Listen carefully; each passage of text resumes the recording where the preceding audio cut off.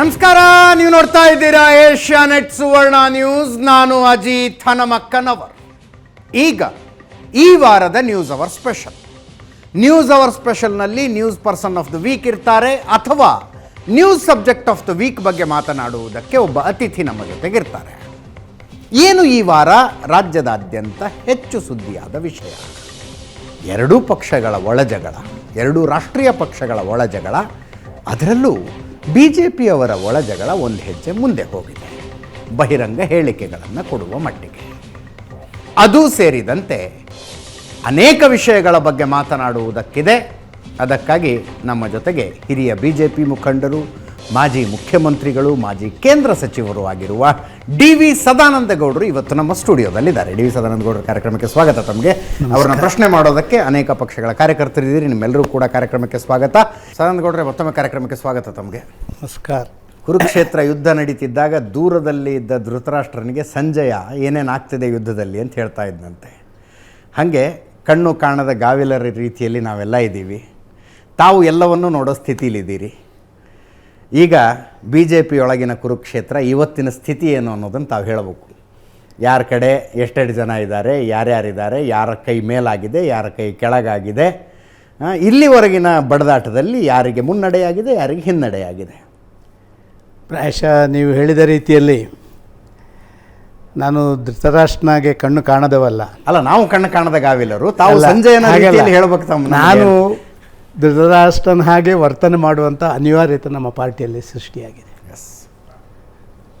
ಒಂದು ದೇಶದ ಹಿತಾಸಕ್ತಿ, ನೇಷನ್ ಫಸ್ಟ್ ಅಂತ ಹೇಳುವಂಥ ಕಾನ್ಸೆಪ್ಟ್ ಇಟ್ಕೊಂಡು ಪಕ್ಷ ರಚನೆ ಆಗುವ ಜನಸಂಘದ ಕಾಲದಲ್ಲಿ ಕೂಡ ಅಧಿಕಾರವನ್ನು ಬಿಟ್ಟು ವಿಚಾರ ಆಧಾರಿತವಾದಂಥ ರಾಜನೀತಿಗೆ ಹೋಗಿ 77ರ ತುರ್ತು ಪರಿಸ್ಥಿತಿಯ ನಂತರ ಕೂಡ ಅಟಲ್ಜಿ, ಅದ್ವಾನಿಜಿ, ನಾನಾಜಿ ದೇಶ್ಮುಖರು ಅಧಿಕಾರವನ್ನೇ ತ್ಯಜಿಸಿ ಕಟ್ಟಿದಂಥ ಪಕ್ಷ ಇವತ್ತು ಅಧಿಕಾರಕ್ಕಾಗಿ ಈ ರೀತಿ ಬೇರೆಯವರ ಜೊತೆ ಬಡಿದಾಟ ಮಾಡೋದು ಸ್ವಾಭಾವಿಕ. ನಮ್ಮೊಳಗೆ ಈ ಬಡಿದಾಟ ಮಾಡ್ತಾ ಇರುವಂಥದ್ದು ನಿಜವಾಗಿ ಧೃತರಾಷ್ಟ್ರನಾಗೆ ಆಗಬೇಕು ಅಂತ ಹೇಳುವಂಥದ್ದು ನನಗೆ ಅನಿಸ್ಲಿಕ್ಕೆ ಪ್ರಾರಂಭ ಆಗಿದೆ. ನಾವು ನಿರೀಕ್ಷೆ ಮಾಡಲಿಲ್ಲ. ನಿಮಗಂತೂ ಚೆನ್ನಾಗಿ ಗೊತ್ತಿದೆ, ನಾನು ಒಂದು 4.5 ವರ್ಷ ಅಧ್ಯಕ್ಷ ಆಗಿದ್ದೆ. ಇದಕ್ಕಿಂತ ದೊಡ್ಡ ಬಣ ಇತ್ತು. Ananth Kumar stalwarts national general secretary. ಹೌದು. ಇನ್ನೊಂದು ಕಡೆಯಿಂದ ಯಡಿಯೂರಪ್ಪ, ನಮ್ಮ ರಾಜ್ಯದ ಅತ್ಯಂತ ಪ್ರಮುಖ ನಾಯಕರಲ್ಲಿ ಒಬ್ಬ. ಇವರ ಬಣಗಳು ಭಾರಿ ದೊಡ್ಡ ರೀತಿಯಲ್ಲಿದ್ದದನ್ನು ನಾವು ಅವತ್ತು ಕಂಡಿದ್ದೇವೆ. ಆದರೆ ಯಾವತ್ತೂ ಬೀದಿಗೆ ಹೋಗಲಿಲ್ಲ. ಏನಿದ್ರೂ 4 ಕಡೆ ಮಧ್ಯ. ಕೊನೆಗೆ ಒಂದು ಬಾರಿ ನನಗೆ ತಡಿಲಿಕ್ಕೆ ಆಗದೆ ನಾನು ಅದ್ವಾನಿಯವರಲ್ಲಿ ಕಂಪ್ಲೇಂಟ್ ಮಾಡಿ ಅದ್ವಾನಿಯವರ ಮನೆಗೆ ಅಲ್ಲಿ ವೆಂಕಯ್ಯನಾಯ್ಡು, ನಿತಿನ್ ಗಡ್ಕರಿ, ಅರುಣ್ ಜೇಟ್ಲಿ, ಸುಷ್ಮಾ ಸ್ವರಾಜ್ ಇವರೆಲ್ಲರ ಮಧ್ಯೆ ಇವರನ್ನು ತೊಗೊಂಡೋಗಿ ಕೂತ್ಕೊಳಿಸುವಂಥ ಕೆಲಸ ಮಾಡಿದ್ದೆ. ಆಗ ಅದ್ವಾನಿ ಒಂದು ಮಾತು ಕೇಳಿದ್ರು, ಅದನ್ನು ಹೇಳಬೇಕು ಅಂತ ನನಗೆ ಅನಿಸಿದೆ. ಅದ್ವಾನಿ ಅಲ್ಲಿ ಜಗಳ ಮಾಡಿಕೊಂಡ್ರು ಇವರಿಬ್ಬರು. Sadanji, how you are managing these people? They are fighting just like ಅಂತ ಒಂದು ಶಬ್ದ ಪ್ರಯೋಗ ಮಾಡಿದರು. ನಾನಾಗ ಅದ್ವಾನಿಯವರಲ್ಲಿ ಒಂದು ಮಾತು ಹೇಳಿದೆ. ನಾನು ಅವರಿಗೆಲ್ಲ ಪ್ರಾಯದಲ್ಲಿ ಭಾರಿ ಕಿರಿಯೋ sir, but still I used to manage them. I used to keep a small gap in between these two persons so that the president can walk here and there. Early morning I used to go to Yadiyurappa's house to have a breakfast. Evening I used to go to Anant Kumar for a cup of tea. So somehow I managed for last 2.5 years. Now I find it very difficult. Now I have stopped going either to Yadiyurappa's house or Anant Kumar's house. So I have come here ಅಂತ ಹೇಳುವಂತ ಹೇಳಿದೆ. ಅದೇ ಇಶ್ಯೂವನ್ನು ತಗೊಂಡು ಅದ್ವಾನಿಯವರು ಇಬ್ಬರಿಗೂ left and right, ನಿಮ್ಮದರಲ್ಲೆಲ್ಲ ಬರ್ತದಲ್ಲ left and right centre, ಹಾಗೆ ತಗೊಂಡ್ಬಿಟ್ಟು ಎಲ್ಲರೂ ತಂಡ ಆದರು. ಆದರೆ ಒಂದು ಮಾತು ಅಜಿತ್ರೆ, ಯಾವತ್ತೂ ಕೂಡ ನಮ್ಮ ಪಕ್ಷದಲ್ಲಿ ಅಷ್ಟು ದೊಡ್ಡ ಗಂಭೀರ ದೊಡ್ಡ ಟೀಮ್ಗಳು, ದೊಡ್ಡ ಟೀಮ್ ಅಂದರೆ ಒಂದು ಕಡೆಯಿಂದ ಅವರ ಹೆಸರುಗಳನ್ನು ನಾನು ಉಲ್ಲೇಖ ಮಾಡೋದಿಲ್ಲ, ಎರಡೂ ಭಾರಿ ಪ್ರಬಲವಾದ ಟೀಮ್ ಇತ್ತು. ಆದರೆ ಯಾವತ್ತೂ ಕೂಡ ಬೀದಿಗೆ ಹೋಗಲಿಲ್ಲ. ಏನಿದ್ರೂ ಕೂಡ 4 ಗೋಡೆಯ ಮಧ್ಯದಲ್ಲಿ ಅದನ್ನು ಪರಿಹಾರ ಮಾಡುವಂಥ ಪ್ರಯತ್ನಗಳನ್ನು ಮಾಡ್ತಾಯಿದ್ರು. ಮತ್ತು ನಮಗೆ ನಮ್ಮ ವಿರೋಧಿಗಳು ಬಂದರು ಅಂತ ಹೇಳಿದರೆ, ಆಗ 2 ವಿರೋಧಿಗಳಿದ್ದರು, ಈಗ ಒಬ್ಬರು ನಮ್ಮ ಜೊತೆ ಇದ್ದಾರೆ. ಆಗ 2 ವಿರೋಧಿಗಳನ್ನು ಕೂಡ ಎದುರಿಸ್ಬೇಕು ಅಂತಾದಾಗ ಎಲ್ಲರೂ ಒಟ್ಟಿಗೆ ಕೂತು ಏನು ಮಾಡಬೇಕು ಅಂತ ಹೇಳುವಂಥ ಆ ಒಂದು ಹೋರಾಟದ ಮನೋಭಾವನೆ ಮತ್ತು ಪಕ್ಷದ ಮೇಲಿನ ಆ ಒಂದು ಗೌರವ ಅದಿತ್ತು. ಇವತ್ತು ಅದರ ಕೊರತೆ ಆಗಿದೆ ಸರ್. ಇದಕ್ಕಾಗಿಯೇ ನೀವು ನೋಡ್ತಾ ಇದ್ದೀರಿ, ಕಳೆದ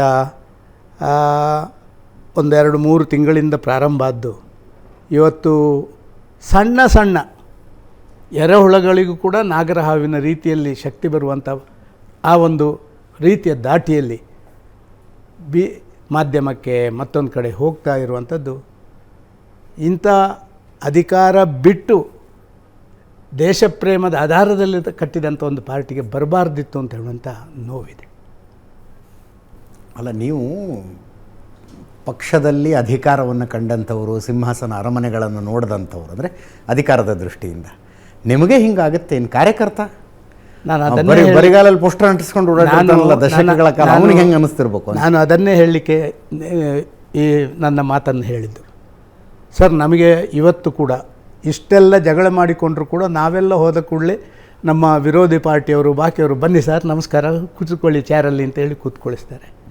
ಆದರೆ ಒಂದು ಓಟ್ ಕೇಳಲಿಕ್ಕೆ ಹೋಗುವಾಗ, ನನ್ನ ಪಕ್ಷಕ್ಕೆ ಒಂದು ಮೆಂಬರ್ಶಿಪ್ ಹಾಕುಂತ ಕೇಳಲಿಕ್ಕೆ ಹೋಗುವಾಗ ಆ ಕಾರ್ಯಕರ್ತ ಅಲ್ಲಿ ಅನುಭವಿಸುವಂಥದ್ದು, ನನ್ನ ಪಕ್ಷದ ನಾಯಕರ ವಿರುದ್ಧ ನಮ್ಮಲ್ಲಿ ಮಾತಾಡೋಲ್ಲ, ಅವರಲ್ಲಿ ಹೋಗಯ್ಯ ನಿನ್ನ ಪಾರ್ಟಿ ಯಾರಿಗೆ ಬೇಕು, ಈ ರೀತಿ ಬೀದಿಗಳಲ್ಲಿ ಹರಾಜು ಆಗ್ತಾ ಇರುವಂಥ ಪಾರ್ಟಿ ಯಾರಿಗೆ ಬೇಕು ಅಂತ ಹೇಳುವಂಥದ್ದು. ಅದು ಕೂಡ ನರೇಂದ್ರ ಮೋದಿ ಅಂತ ಒಬ್ಬ ಜಾಗತಿಕ ನಾಯಕ ಇರುವಂಥ ಪಕ್ಷದ ಕಾರ್ಯಕರ್ತನ ಪರಿಸ್ಥಿತಿ ಕರ್ನಾಟಕದಲ್ಲಿ ಈ ರೀತಿ, ಬೇರೆ ಬಗ್ಗೆ ನಾನು ಮಾತಾಡಲ್ಲ, ಕರ್ನಾಟಕದಲ್ಲಿ ಆಗಿದೆ ಇವತ್ತು. ನಿನ್ನೆ ಮೊನ್ನೆಂತೂ ನೀವು ನೋಡಿದಿರಿ, ಯಾರ್ಯಾರು ಏನೇನು ಮಾತಾಡಲಿಕ್ಕೆ ಸಾಧ್ಯವ ಅವರೆಲ್ಲ ನಮ್ಮ ಪಕ್ಷದಲ್ಲಿ ಇರಲಿಕ್ಕೆ ನಿಜವಾಗಿ ನಾಲಾಯಕು ಅಂಥವರೆಲ್ಲ ಬೀದಿಗೆ ಬಂದು ಮಾತಾಡುವಂಥ ಆ ಒಂದು ಹಂತಕ್ಕೆ ಹೋಗಿರುವಂಥದ್ದು. ಯಾರು ಜನಪ್ರತಿನಿಧಿಗಳಂತ ಅನಿಸಿಕೊಂಡವರು ಕೂಡ ಅದೇ ರೀತಿ ಮಾತಾಡಿದಂಥದ್ದು. ನೆನ್ನೆ ಸಂಜೆ 6 ಗಂಟೆಗೆ ನಾನು ಲೈವ್ ಮುಗಿಸಿ ಇಲ್ಲೇ ಜನಾರ್ದನ್ ಹೋಟೆಲ್ಗೆ ದೋಸೆ ತಿನ್ನೋಣ ಅಂತ ಹೋಗ್ತಾ ಇದ್ದೆ. ಎದುರಿಗೊಂದು 4-5 ಹುಡುಗರು ಬಂದರು. ಉತ್ತರ ಕರ್ನಾಟಕದ ಒಂದು ಪಟ್ಟಣದಿಂದ ಬಂದಂಥ BJP ಕಾರ್ಯಕರ್ತರು ಮತ್ತು ಜವಾಬ್ದಾರಿ ಇರುವಂಥವ್ರು. ಅವ್ರು ಪರಿಚಯ ಮಾಡಿಕೊಂಡ್ರು, ನಾನು ಇಂಥವರು, ಇಂಥ ಜವಾಬ್ದಾರಿ ಇದೆ ಅಂತ. ನಾನು ತಮಾಷೆಗೆ ಕೇಳಿದೆ ಅವ್ರನ್ನ, ಯಾವ ಬಣ, ವಿಜೇಂದ್ರ ಬಣನ ಯತ್ನಾಳ್ ಬಣನ ಅಂದರೆ ಇಷ್ಟೇ ಪಾಪ ಸಣ್ಣ ಮುಖ ಮಾಡ್ಕೊಂಡು ಹೋಗ್ಬಿಟ್ರು ಅವರು. ಅಂದರೆ ಅಷ್ಟು ಬೇಜಾರಾಗ್ಬಿಡ್ತು ಅವ್ರಿಗೆ ನಾನು ಕೇಳಿದೆ ಪ್ರಶ್ನೆ. ತಮಾಷೆಗೆ ಕೇಳಿದೆ ಅಷ್ಟೇ. ನೀವು ಹೇಳಿದ್ದು 100ಕ್ಕೆ 100 ಸತ್ಯ ಇದೆ. ಕಾರ್ಯಕರ್ತನಿಗೆ ಮೋದಿ ಬೇಕು, ಕಾರ್ಯಕರ್ತನಿಗೆ ದೇಶ ಬೇಕು, ಕಾರ್ಯಕರ್ತನಿಗೆ BJPಯ ವಿಚಾರ, ಸಿದ್ಧಾಂತ, ತತ್ವಗಳು ಬೇಕು. ಆದರೆ ಇದನ್ನೆಲ್ಲ ಬಿಟ್ಟು ಇಷ್ಟು ಮಾಡುವಾಗಲೂ ಕೂಡ, ಇನ್ಕ್ಲೂಡಿಂಗ್ ನಾನು ಸೇರಿಕೊಂಡು ಹೇಳೋದು, ನಮ್ಮಂಥ ಪ್ರಮುಖರು, ರಾಷ್ಟ್ರೀಯ ನಾಯಕರು ಇದರ ಬಗ್ಗೆ ಒಂದು ಕಠೋರವಾದಂಥ ನಿಲುವನ್ನು ಯಾಕೆ ತಗೊಳ್ತಾ ಇಲ್ಲ ಅಂತ ಹೇಳುವಂಥದ್ದು ನನ್ನ ಕಾರ್ಯಕರ್ತರಿಗೆ ಇವತ್ತು ಯಕ್ಷ ಪ್ರಶ್ನೆಯಾಗಿ ಮೂಡಿರುವಂಥದ್ದು. ನಾನು ಈ ಮಾತನ್ನು ಇನ್ನಷ್ಟು ಕಠಿಣವಾಗಿ ಹೇಳಬಹುದು. ರಷ್ಯಾ ಯುಕ್ರೇನ್ ಯುದ್ಧ ನಡೆದಾಗ ಯುದ್ಧವನ್ನು ನಿಲ್ಲಿಸಬಲ್ಲಂಥ ನರೇಂದ್ರ ಮೋದಿ ಅವರು ಈ ಜಗಳ ನಿಲ್ಲಿಸೋಕ್ಕಾಗ್ತಿಲ್ವಾ ಇವರಿಗೆ ಅಂತ ಸರ್ ನನಗೆ ಖಂಡಿತವಾಗಿ ನೀವು ಭಾಳ ಮಾತಾಡ್ತಿರೋ ಇಬ್ಬರು ಬಾಯಿ ಮುಚ್ಚೋದಕ್ಕಾಗ್ತಿಲ್ವಾ ಅಂತ. ಇಲ್ಲ, ನಾನು ಈ ಬಗ್ಗೆ ನಮ್ಮ ಕೇಂದ್ರೀಯ ವರಿಷ್ಠರಲ್ಲಿ ನಾನು ವೈಯಕ್ತಿಕವಾಗಿ ಮೋದಿಯವರು ನನಗೆ 12 ನಿಮಿಷ ಟೈಮ್ ಕೊಟ್ಟಿದ್ದರು ಮೊನ್ನೆ ಹೋದಾಗ. ಇದನ್ನೆಲ್ಲ ಹೇಳುವಂಥದ್ದು ಕೇಳಿದಾಗ ಅವರಿಗೆ ಕೂಡ ಒಂದು ಸ್ವಲ್ಪ ಅನ್ನಿಸ್ತು. ಆದರೆ ಅವರು ಹೇಳಿದ ಯಾವುದೇ ಮಾತಿಗೂ ನಾನು ಕೌಂಟ್ರ್ ಮಾಡೋಕ್ಕಾಗಲ್ಲ. ಅವರು ಹೇಳಿದ್ದನ್ನು ಕೇಳಿಕೊಂಡು ಇಲ್ಲ ಸರ್ ಸ್ವಲ್ಪ ಸರಿ ಇಲ್ಲ ಅಂತ ಹೇಳುವಂಥದ್ದನ್ನು ಹೇಳಿದೆ. ರಾಷ್ಟ್ರೀಯ ನಾಯಕರಲ್ಲೂ ಹೇಳಿದೆ. ಮತ್ತು ನಮ್ಮಲ್ಲಿಗೆ ಬರುವಂಥ ರಾಷ್ಟ್ರೀಯ ನಾಯಕರು ಯಾರು ಅಲ್ಲಿ ಕಳಿಸ್ಕೊಡ್ತಾರ ಅವರು ಏನು ಕೂಡ ಮಾಡಲಿಕ್ಕಾಗದಂಥ ದಯನೀಯ ಪರಿಸ್ಥಿತಿಯಲ್ಲಿದ್ದದನ್ನು ಕೂಡ ಕಂಡಿದ್ದೇನೆ.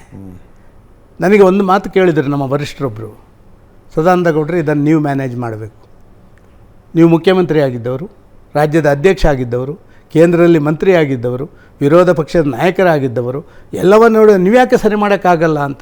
ನಾನು ಒಂದು ಮಾತು ಅವರಿಗೆ ಹೇಳಿದೆ, ಸರ್ ನನ್ನನ್ನು ಬಿಡಿ, ಕರ್ನಾಟಕದಲ್ಲಿರುವಂಥ ಯಾವುದೇ ವ್ಯಕ್ತಿಗಳ ಮಾತನ್ನು ಕೇಳುವ ಪರಿಸ್ಥಿತಿಯಲ್ಲಿ ನನ್ನ ಪಕ್ಷದ ವ್ಯಕ್ತಿಗಳ ಮಾತನ್ನು ಇವರು ಯಾರೂ ಇಲ್ಲ. ಯಾಕೆಂತಂದರೆ ಅವರು ಆಲ್ರೆಡಿ ಟ್ರ್ಯಾಕಿಂದ ಹೊರಗೆ ಹೋಗಿದ್ದಾರೆ.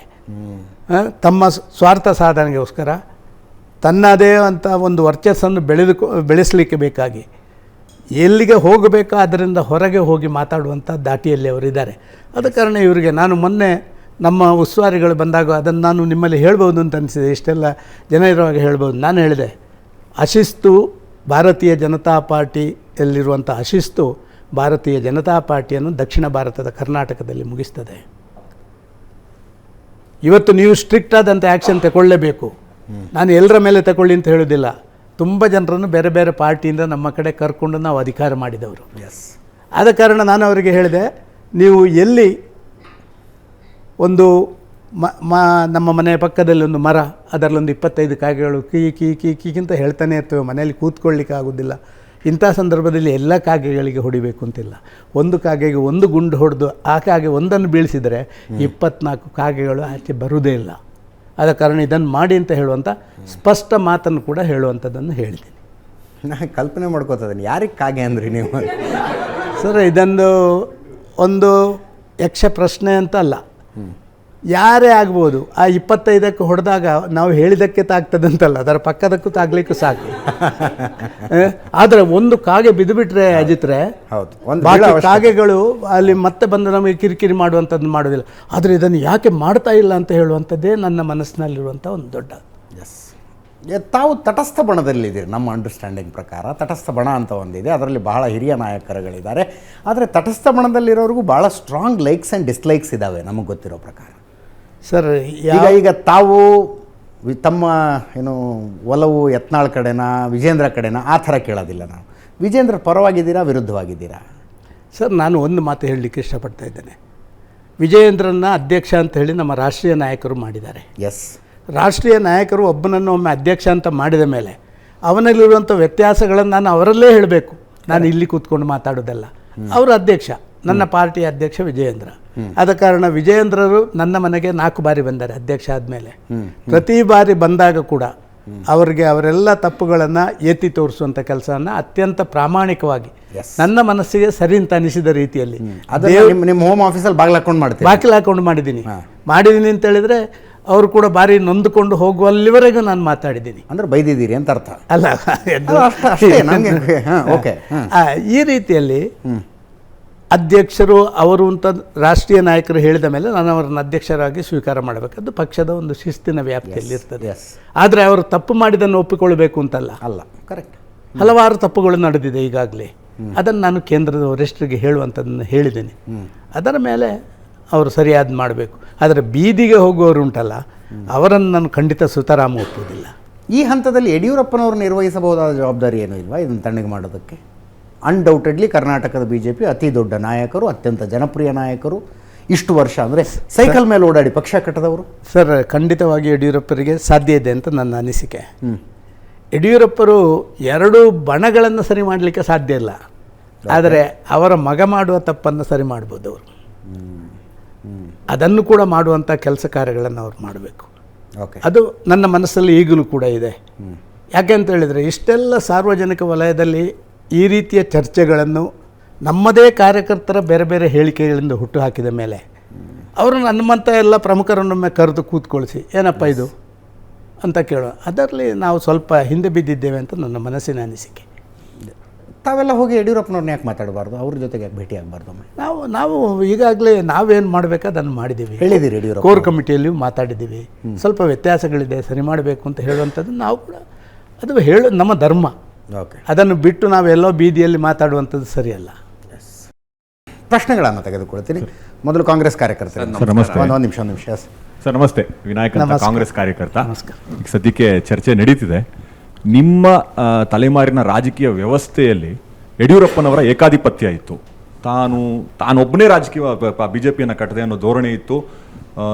ನಿಮ್ಮನ್ನ ಸೇರಿದಂತೆ ನಿಮ್ಮ ಸಮಕಾಲೀನ ಬಹುತೇಕ ನಾಯಕರು ಅವರ ರಾಜಕೀಯ ದೌರ್ಜನ್ಯಕ್ಕೆ, ದಬ್ಬಾಳಿಕೆಗೆ ಒಳಗಾಗಿದ್ರಿ. ಅದು ನೀವು ಒಪ್ಪದೇ ಇರ್ಬೋದು, ಈಗ ಗೊತ್ತಿಲ್ಲ. ರಾಜಕೀಯ ಇದರಿಂದ ದೌರ್ಜನ್ಯಕ್ಕೆ ಒಳಗಾದವ್ರು ಯಾರೂ ಕೂಡ ಏನೂ ಮಾಡ್ಲಿಕ್ಕೆ ಆಗದೆ ಇರುವಂಥ ಪರಿಸ್ಥಿತಿ ಇತ್ತು ಅವತ್ತಿಗೆ. ತನ್ನ ಅಪ್ಪನ ಹಾದಿಯಲ್ಲಿ ವಿಜೇಂದ್ರ ಅವರು ನಡೀತಿದ್ದಾರೆ.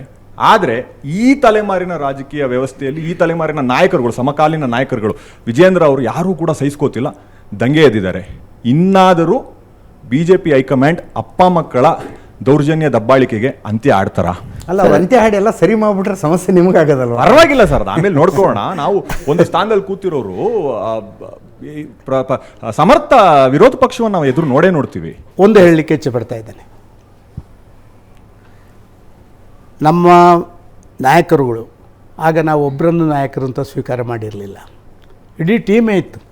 ಡಾಕ್ಟರ್ VS ಆಚಾರ್ಯರು, ಶಂಕರಮೂರ್ತಿ, ಅನಂತಕುಮಾರ್, ಈಶ್ವರಪ್ಪ, ಜಗದೀಶ್ ಶೆಟ್ಟರು ಎಲ್ಲರೂ ಕೂಡ ಸಮಕಾಲೀನ ಒಬ್ಬ ನಾಯಕ ಅಂತ ಇದ್ದ. ಇವತ್ತು ಹಾಗಿಲ್ಲ. ಇವತ್ತಿಗೂ ಅವತ್ತಿನ BJPಗಿರುವಂಥ ವ್ಯತ್ಯಾಸ ಏನು ಅಂತ ಹೇಳಿದರೆ, ಇವತ್ತು ಯಾರಾದರೂ ಒಬ್ಬ ಸ್ಥಾನ ನನಗೆ ಒಂದು ಸಿಕ್ತು ಅಂತ ಹೇಳಿದರೆ ನಾನೇ ಸುಪ್ರೀಂ ಅಂತ ತಿಳ್ಕೊಳ್ಳೋದು.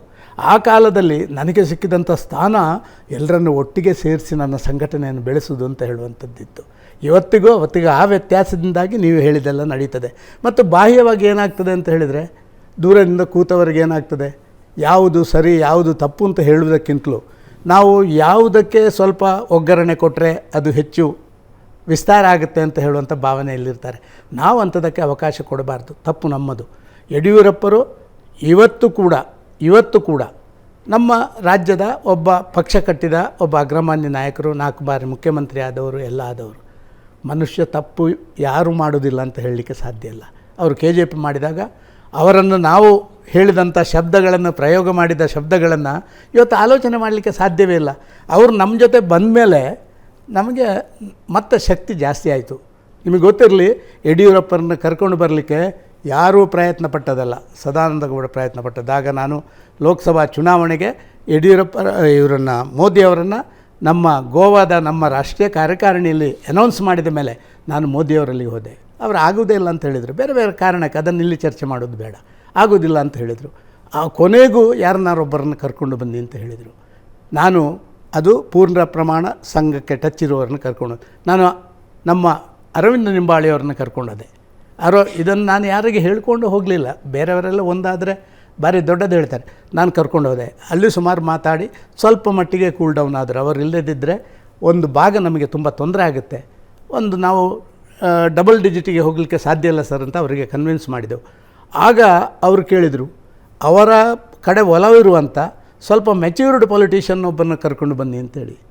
ನಾನು ಬೊಮ್ಮಯ್ಯನ, ಅರವಿಂದ ನಿಂಬಾಳಿಯನ್ನು ಕರ್ಕೊಂಡೋಗಿ 1 ಗಂಟೆಗಳ ಕಾಲ ಅವರ ಸ್ಟಾಫ್ ಹೇಳಿದರು ಹೊರಗೆ ಬರುವಾಗ, ಇಷ್ಟು ಸುದೀರ್ಘವಾಗಿ ಇವರು ಯಾರ ಜೊತೆ ಮೋದಿಯವರು ಮಾತಾಡಿಲ್ಲ.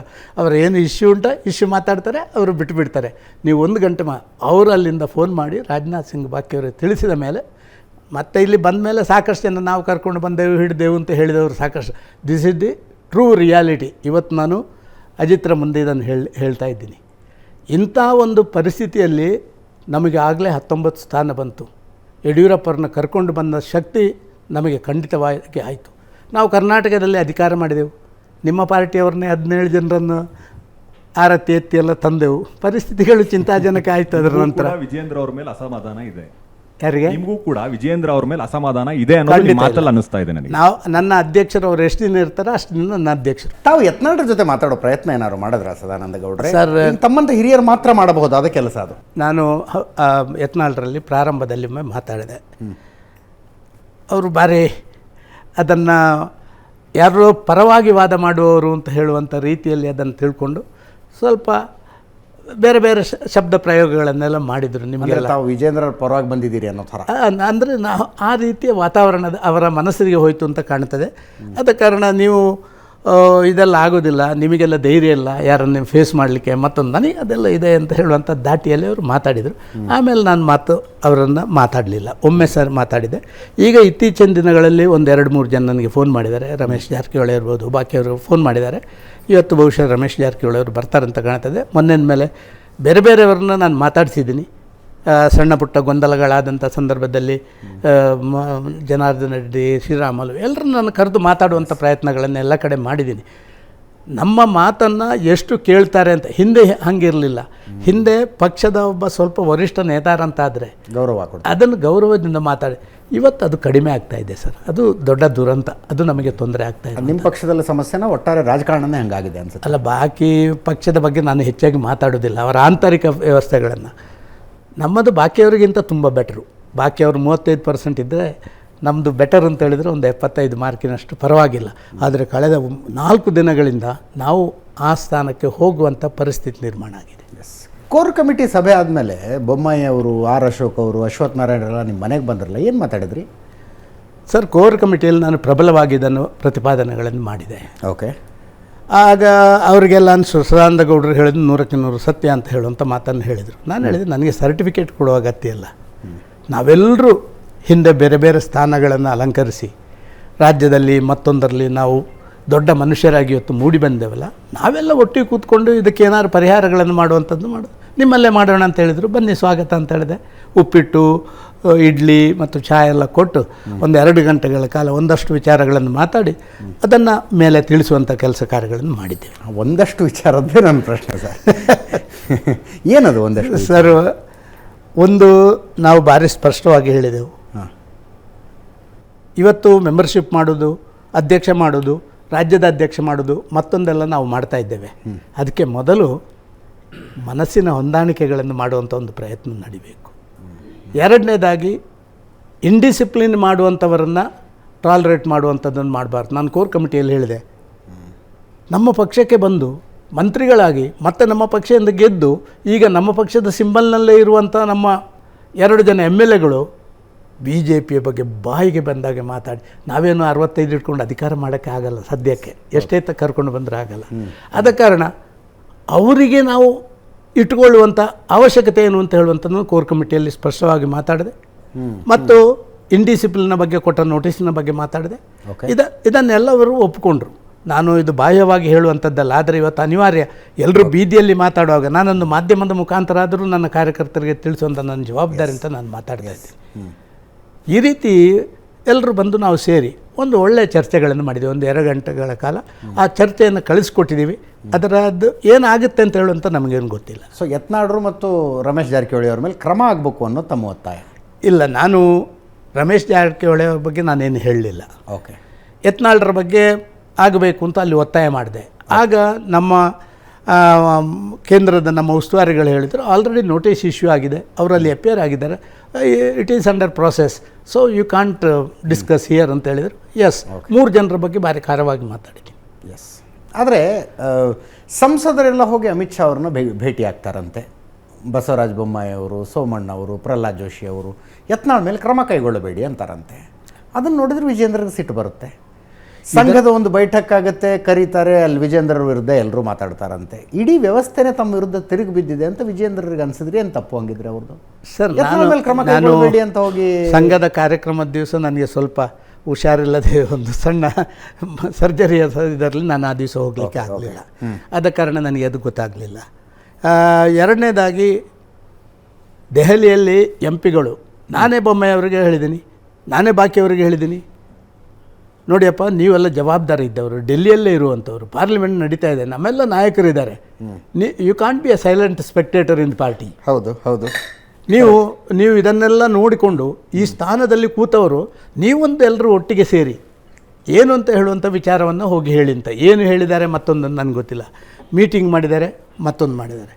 ನನಗೆ ಅನ್ನಿಸಿರುವಂಥದ್ದು ಇವತ್ತೇನು ಅಂತ ಹೇಳಿದರೆ, ಇವತ್ತಿನ ವಾತಾವರಣದಲ್ಲಿ ನಡೆಯುತ್ತಾ ಬಾಹ್ಯವಾಗಿ ಆಗ್ತಾ ಇರುವಂಥ ಚರ್ಚೆಗಳು, ಇದನ್ನೆಲ್ಲ ನೋಡಿದರೆ ಏನು ಬಣ ಬಡಿದಾಟ ಅಂತ ಹೇಳುವಂಥ ಆ ಶಬ್ದಕ್ಕೆ ನಿಜವಾಗಿ ಅರ್ಥ ಕೊಡುವಂಥ ಕೆಲಸ BJPಯಿಂದ ಆಗ್ತಾ ಇದೆ ಅಂತ ಹೇಳುವಂಥದ್ದು. ಡೆಫಿನೆಟ್ಲಿ. ಅದರಲ್ಲೂ ತಟಸ್ಥ ಬಣ ತಟಸ್ಥವಾಗಿಲ್ಲ ಅಂತ ಅನ್ನಿಸ್ತಾ ಇದೆ ಸರ್. ತಟಸ್ಥ ಬಣ ಅಂತ ಇಲ್ಲ ಸರ್, BJP ಬಣ. 1-2 ಬಣಗಳು, ಇನ್ನೊಂದು BJP, ನನ್ನ ಪಾರ್ಟಿ ಉಳಿಬೇಕು, ನನಗೆ ಇಷ್ಟೆಲ್ಲ ಸ್ಥಾನಮಾನ ಕೊಟ್ಟಂಥ ಒಂದು ಪಾರ್ಟಿ ಈ ಪರಿಸ್ಥಿತಿಗೆ ಬಂತಲ್ಲ ಅಂತ ಹೇಳಿ ನೋವು ಉಣ್ಣುವಂಥ ಕೆಲವು ಜನ, ನಾನು ಮೆಂಬರ್ಶಿಪ್ ಮಾಡಲಿಕ್ಕೆ, ಓಟ್ ಕೇಳಲಿಕ್ಕೆ ಹೋಗ್ತೇನೆ ಅಂತ ಹೇಳುವಂಥ ಕಾರ್ಯಕರ್ತ, ಇವರಿಗೆಲ್ಲ ತುಂಬ ನೋವಿರುವಂಥದ್ದು. ಇದಕ್ಕೊಂದು ಪರಿಹಾರ ಆದಷ್ಟು ಶೀಘ್ರ ಆಗಬೇಕು ಅಂತ ಹೇಳುವಂಥದ್ದು ನನ್ನದು. ನಮಸ್ಕಾರ, ನಂದು ಕಾಂಗ್ರೆಸ್ ಕಾರ್ಯಕರ್ತ ಚಿಕ್ಕಬಳ್ಳಾಪುರ. ಸರ್, ತಾವು ಕೇಂದ್ರ ಮಂತ್ರಿಗಳಾಗಿದ್ರಿ, ಕರ್ನಾಟಕದ ಮುಖ್ಯಮಂತ್ರಿಗಳಾಗಿರಿ, ವಿರೋಧ ಪಕ್ಷದ ನಾಯಕರಾಗಿರಿ, ರಾಜ್ಯಾಧ್ಯಕ್ಷ. ಆದರೆ 2024ರಲ್ಲಿ ನಿಮಗೆ BJP ಅವರು ಬೇಕಂತಲೇ B ಫಾರಂ ತಪ್ಪಿಸ್ತಾರೆ. ಬಹುತೇಕ ಸದಾನಂದ ಗೌಡರು ಕಾಂಗ್ರೆಸ್ ಸೇರ್ಪಡೆ ಆಗ್ತಾರೆ ಅಂತ ವದಂತಿಗಳು ಹಬ್ಬಿತ್ತು. ಯಾಕಂದರೆ ತಮಗೆ ಬೇಕು ಅಂತ ಟಿಕೆಟ್ ತಪ್ಪಿಸಿದ್ದೆ ಸರ್.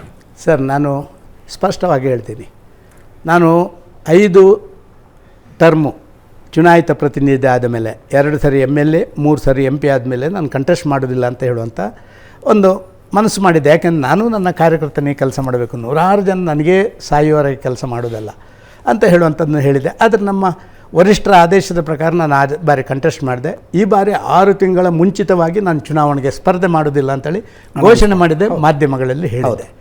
ಒಂದು ದಿನ ಬೆಳಿಗ್ಗೆ ನಮ್ಮ ಪಕ್ಷದ ಅಂದಿನ ಹಿಂದಿನ ಮುಖ್ಯಮಂತ್ರಿಗಳು, 2 ಜನ ಉಪಮುಖ್ಯಮಂತ್ರಿಗಳು, 3 ಜನ ಮಂತ್ರಿಗಳು, ಬಾಕಿಯವರೆಲ್ಲ ಬಂದು, ಇಲ್ಲ ಸರ್, ಈ ಸರ್ತಿ ಒಂದು ಕಂಟೆಸ್ಟ್ ಮಾಡಬೇಕು, ಈ ಸರಿ ಎಲ್ಲ ನಾವು ಹೊಂದಾಣಿಕೆ ರಾಜಕಾರಣ ಎಲ್ಲ ಮಾಡೋ ಕಾರಣ ನೀವು ಕಂಟೆಸ್ಟ್ ಮಾಡಲೇಬೇಕು ಅಂತ ಹೇಳಿದರು. ನಾನು ಮಾಡೋದಿಲ್ಲ ಅಂತ ಆಗಲೂ ಹೇಳಿದೆ. ಆಗ ನಮ್ಮ ಒಬ್ಬ ಪ್ರಮುಖ ಕೇಳಿದರು, ನೀವು ಪಕ್ಷಕ್ಕಿಂತ ದೊಡ್ಡವರ ಅಂತ ಹೇಳಿ. ನಾವೆಲ್ಲ ಪಕ್ಷದವರಲ್ವ, ಪಕ್ಷದವರು ಹೇಳುವಾಗಲೂ ನಿಮಗೊಂದು ಕೇಳಲಿಕ್ಕೆ ಆಗೋದು. ಆಯಿತು, ಕಂಟೆಸ್ಟ್ ಮಾಡ್ತೇನೆ ಅಂತ ಹೇಳಿದೆ. ಆನಂತರ ಬೇರೆ ಬೇರೆ ಕಾರಣಕ್ಕಾಗಿ ನನಗೆ ಸೀಟು ಸಿಕ್ಕಲಿಲ್ಲ. ನಾನು ಅದರಿಂದ ಬೇಸರ ಪಟ್ಟುಕೊಳ್ಳಿಲ್ಲ. ನನ್ನ ಮನೆಯಲ್ಲಿ ಶೋಭಕ್ಕನ್ನು ಕರೆದು ಬ್ಯಾಟ್ರಾಯನಪುರದ ಗಲಾಟೆಕೋರರನ್ನು ಎಲ್ಲರನ್ನ ಗಲಾಟೆಕೋರರು ಅಂತಲ್ಲ, ಬ್ಯಾಟ್ರಾಯನಪುರ ನನ್ನ ಪಕ್ಷದ ಆಂತರಿಕ ಗೊಂದಲ ಮಾಡೋರನ್ನ ನನ್ನ ಮನೆ ಕರೆಸಿ ಮಾಡಿದೆ, ಯಶವಂತಪುರದವ್ರನ್ನ ಮಾಡಿದೆ. ಈ ರೀತಿ ಎಲ್ಲರನ್ನು ಮಾಡಿ ನಾನು ಚುನಾವಣೆ ನಡೆಸಿದೆ. ನನಗೆ ಸಂತೋಷ ಇದೆ. ನೀವು ಕೇಳಿದ್ದು ಒಂದು ಸರಿ ಇದೆ. ಯಾಕೆಂತೇಳಿದರೆ ಇಷ್ಟೆಲ್ಲ ಆದ ಮೇಲೆ ಈ ಹಂತದಲ್ಲಿ ನೀವು ಯಾಕೆ ಹಿಂದೆ ಸರಿದ್ರಿ? ಅಥವಾ ಸರ್, ನನಗೆ ಒಂದು ಮನಸ್ಸಲ್ಲಿ ಒಂದು ಭಾವನೆ ಇದೆ. ನಾನೆಲ್ಲೋ ಒಂದು ಸಣ್ಣ ಹಳ್ಳಿಯಿಂದ, ಒಂದು ಕುಗ್ರಾಮದಿಂದ ಬಂದವ. ನನ್ನ ಪಕ್ಷ ನನಗೆಲ್ಲವನ್ನು ಕೊಟ್ಟಿತು. ರಾಜಕಾರಣಿಗಳಿಗೆ ಒಂದು ಸಮಾಧಾನ ಅಂತ ಬೇಕು. ಒಂದು ಅಷ್ಟಾದ ಮೇಲೆ ಒಂದು ಸಮಾಧಾನ ಅಂತ ಬೇಕು. ಎಷ್ಟು ವರ್ಷ ಆದ ಮೇಲೆ ನನಗೆ ದಿನನಿತ್ಯ ಕೆಲಸ ಮಾಡ್ತಾರೆ, ಹೊಡ್ಕೊಳ್ತಾರೆ, ನೀವು ಹೊಡಿತೀರಿ, ನಮಗೆ ನಮ್ಮವ್ರು ನಿಮಗೆ ಹೊಡಿತಾರೆ, ನಾವು ಗಲಾಟೆ ಮಾಡಿಸ್ತೀವಿ, ಎಲ್ಲವನ್ನು ಮಾಡ್ತೀವಿ. ಆದರೆ ನಮಗೆ ಕೆಲಸ ಮಾಡಿದವನ ಒಬ್ಬ ಕಾರ್ಯಕರ್ತನಿಗೆ ನಾನು ಒಂದು ದಿವಸ ಪ್ರಚಾರ ಮಾಡಲಿಕ್ಕೆ ಓಡಾಟ ಮಾಡಿದರೆ ಆಗ ಒಂದು ಆತ್ಮ, ಅದು ಅಧಿಕಾರದಲ್ಲಿಲ್ಲದೆ, ಅಧಿಕಾರದಲ್ಲಿದ್ದಾಗ ಬೇರೆ, ಅಧಿಕಾರದಲ್ಲಿ ಇಲ್ಲದಾಗ ಬೇರೆ, ಅದು ಆಗಬೇಕು ಅಂತ ನಾನು ಆಗಲೇ ನಿಶ್ಚಯ ಮಾಡಿದ್ದೆ. ಆದ ಕಾರಣ ನೀವು ಕೇಳಿದ್ದು ಸರಿ ಇದೆ. ಡಿ ಕೆ ಶಿವಕುಮಾರ್ ಅವರು ಕರೆದ್ರಂತೆ ನಿಮ್ಮನ್ನು ಕಾಂಗ್ರೆಸ್ಸಿಗೆ ಬಂದುಬಿಡಿ ಅಂತ, ಹೌದಾ? ಎಲ್ಲರೂ ಕರೆದ್ರು. ನನ್ನ ಮನೆಗೆ 4-5 ಜನ ಮಂತ್ರಿಗಳು, ಉಪಮುಖ್ಯಮಂತ್ರಿಗಳು, ನನ್ನದೇ ಒಬ್ಬ ಆತ್ಮೀಯ, ಅವರು ನನ್ನಿಂದ ಬಿಟ್ಟು ಹೋಗಿ MLA ಆಗಿದ್ದಾರೆ ಅಂಥವರು ಎಲ್ಲರೂ ಬಂದರು. ನಾನು ಅದಕ್ಕೆ ಬೇಕಾಗಿಯೇ ಮರುದಿವಸ ಬೆಳಿಗ್ಗೆ ಪ್ರೆಸ್ ಮೀಟ್ ಮಾಡಿದ್ದೆ. ಎಲ್ಲರೂ ನಾನು ಪ್ರೆಸ್ಸಿಗೆ ಹೋಗುವಂಥ ಅಂದಾಜು ಇರಲಿಲ್ಲ. ಏನಂತ ಕರೆದ್ರು ಸರ್? ಡಿ ಕೆ ಸರ್, ನನಗೆ ಬೇರೆ ಬೇರೆ ಸಂಗತಿಗಳು, ಡಿ ಕೆ ಅವ್ರು ಅಂತಲ್ಲ, ಬಾಕಿ ಕಾಂಗ್ರೆಸ್ನವ್ರು ಹೇಳಿದ್ರು, ನೀವು ಏನು ಬೇಡ, ಒಂದು 4 ಪ್ಯಾಂಟು ಶರ್ಟ್ ಇಟ್ಕೊಂಡು ಬನ್ನಿ, ಇನ್ನು ಹೊಲ್ಸೋಕ್ಕೆ ಟೈಮ್ ಇಲ್ಲ, ಬಾಕಿ ಏನೂ ತರೋದು ಬೇಡ, ನೀವು ಬಟ್ಟೆ ಮೇಲೆ ಬಂದುಬಿಡಿ, ಆ ಬಟ್ಟೆ ಅದನ್ನು ಮಾತ್ರ ಬನ್ನಿ ಕಾಂಗ್ರೆಸ್. ನಾನು ಹೇಳಿದೆ, ನನಗೆ ಖಂಡಿತವಾಗಿ ನಾನು ಯಾವುದೇ ಪಕ್ಷಾಂತರ ಮಾಡೋದಿಲ್ಲ. ರಾಜಕೀಯ ಬಿಟ್ಟು ಬೇಕಾದ್ರೆ ರಾಜಕೀಯ ಬಿಟ್ಟು ನಾನು ಅದರಿಂದ ದೂರ ಉಳಿತೇನೆ. ಆದರೆ ಇಷ್ಟೆಲ್ಲ ಕೊಟ್ಟ ಪಕ್ಷಕ್ಕೆ ಎಷ್ಟೆಷ್ಟೋ ಜನ ದೊಡ್ಡವರು ಹೋಗಿ ಅಲ್ಲಿ ಅದು ಮಾಡಿರ್ಬೋದು. ಆದರೆ ಬೇರೆಯವರಿಗೆ ನನಗೆ ಸ್ವಲ್ಪ ಡಿಫರೆನ್ಸ್ ಇದೆ. ನನಗೆ ಒಂದು ಕಮಿಟ್ಮೆಂಟ್ ಅಂತಿದೆ. ಆದ ಕಾರಣ ನಂದು ಏನಿದ್ರು ಕೂಡ ಭಾರತೀಯ ಜನತಾ ಪಾರ್ಟಿ ಬರಲ್ಲ ಸರ್, ನೀವು ನಿಮ್ಮ ಕೆಲಸ ಮಾಡಿ. ಇಲ್ಲ ಮತ್ತು ಒತ್ತಾಯ ಮಾಡಿದ್ರು, ಇನ್ನೂ ಒಂದು ದಿವಸ ಟೈಮ್ ಕೊಡ್ತೇನೆ ಅಂತ. ನನಗೆ ಮತ್ತು ಆಯಿತು, ತುಂಬ ನಮ್ಮ ಮಿತ್ರರು ಮತ್ತೆ ಕೇಳ್ತಾರೆ ಅಂತ ನಾನು ಹಾಗೆ ನೆಕ್ಸ್ಟ್ ಡೇ ಮೀಟಿಂಗ್ ಕರೆದು ಹೇಳಿಬಿಟ್ಟೆ, ನಾನು ಯಾವುದೇ ಪಕ್ಷಕ್ಕೆ ಹೋಗೋದಿಲ್ಲ, ನಾನು ಭಾರತೀಯ ಜನತಾ ಪಾರ್ಟಿ ಇದ್ದಷ್ಟು ಇರ್ತೀನಿ, ಅಸಮಾಧಾನ ಅಥವಾ ಬೇಡವೇ ಬೇಡ ಅಂತ ಹೇಳಿದರೆ ಬಿಟ್ಟು ಬಿಡ್ತೀನಿ ರಾಜಕೀಯ, ಅದನ್ನು ಹೊರತುಪಡಿಸಿ ಇನ್ನೊಂದು ಪಕ್ಷದ ಜೊತೆ ಹೊಂದಾಣಿಕೆ ಮಾಡೋದಿಲ್ಲ ಅಂತ ಹೇಳಿದೆ. ಆಯ್ತು, 2 ವರ್ಷದ ಹಿಂದೆ ನಡೆದಿದ್ದೆಲ್ಲ. ಹೌದು.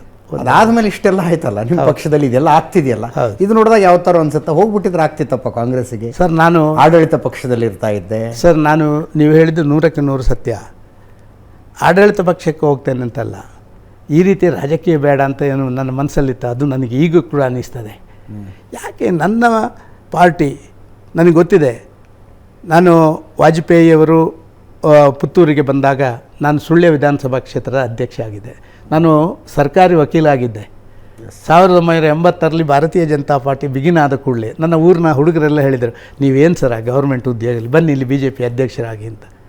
ಅಲ್ಲಿ ಬಂದಾಗ ನನ್ನಲ್ಲಿ ಒಂದೇ ಒಂದು ಕೇಸ್ ಫೈಲ್ ಇರಲಿಲ್ಲ. ನನ್ನ ಪಾರ್ಟಿಯವರೆಲ್ಲ ನನಗೆ ಫೈಲ್ ಕೊಟ್ಟು ವಕಾಲತ್ತು ಮಾಡಿಸಿದ್ರು, ಪಾರ್ಟಿ ಅಧ್ಯಕ್ಷನೂ ಮಾಡಿಸಿದ್ರು. ಅಲ್ಲಿಂದ ಪುತ್ತೂರಿನಲ್ಲಿ ಸೀಟು ಕೊಟ್ಟರು. ಆಮೇಲೆ MLAಗೆ ನನ್ನ ಅದು ರಿಸರ್ವ್ಡ್ ಇವತ್ತು ಕೂಡ.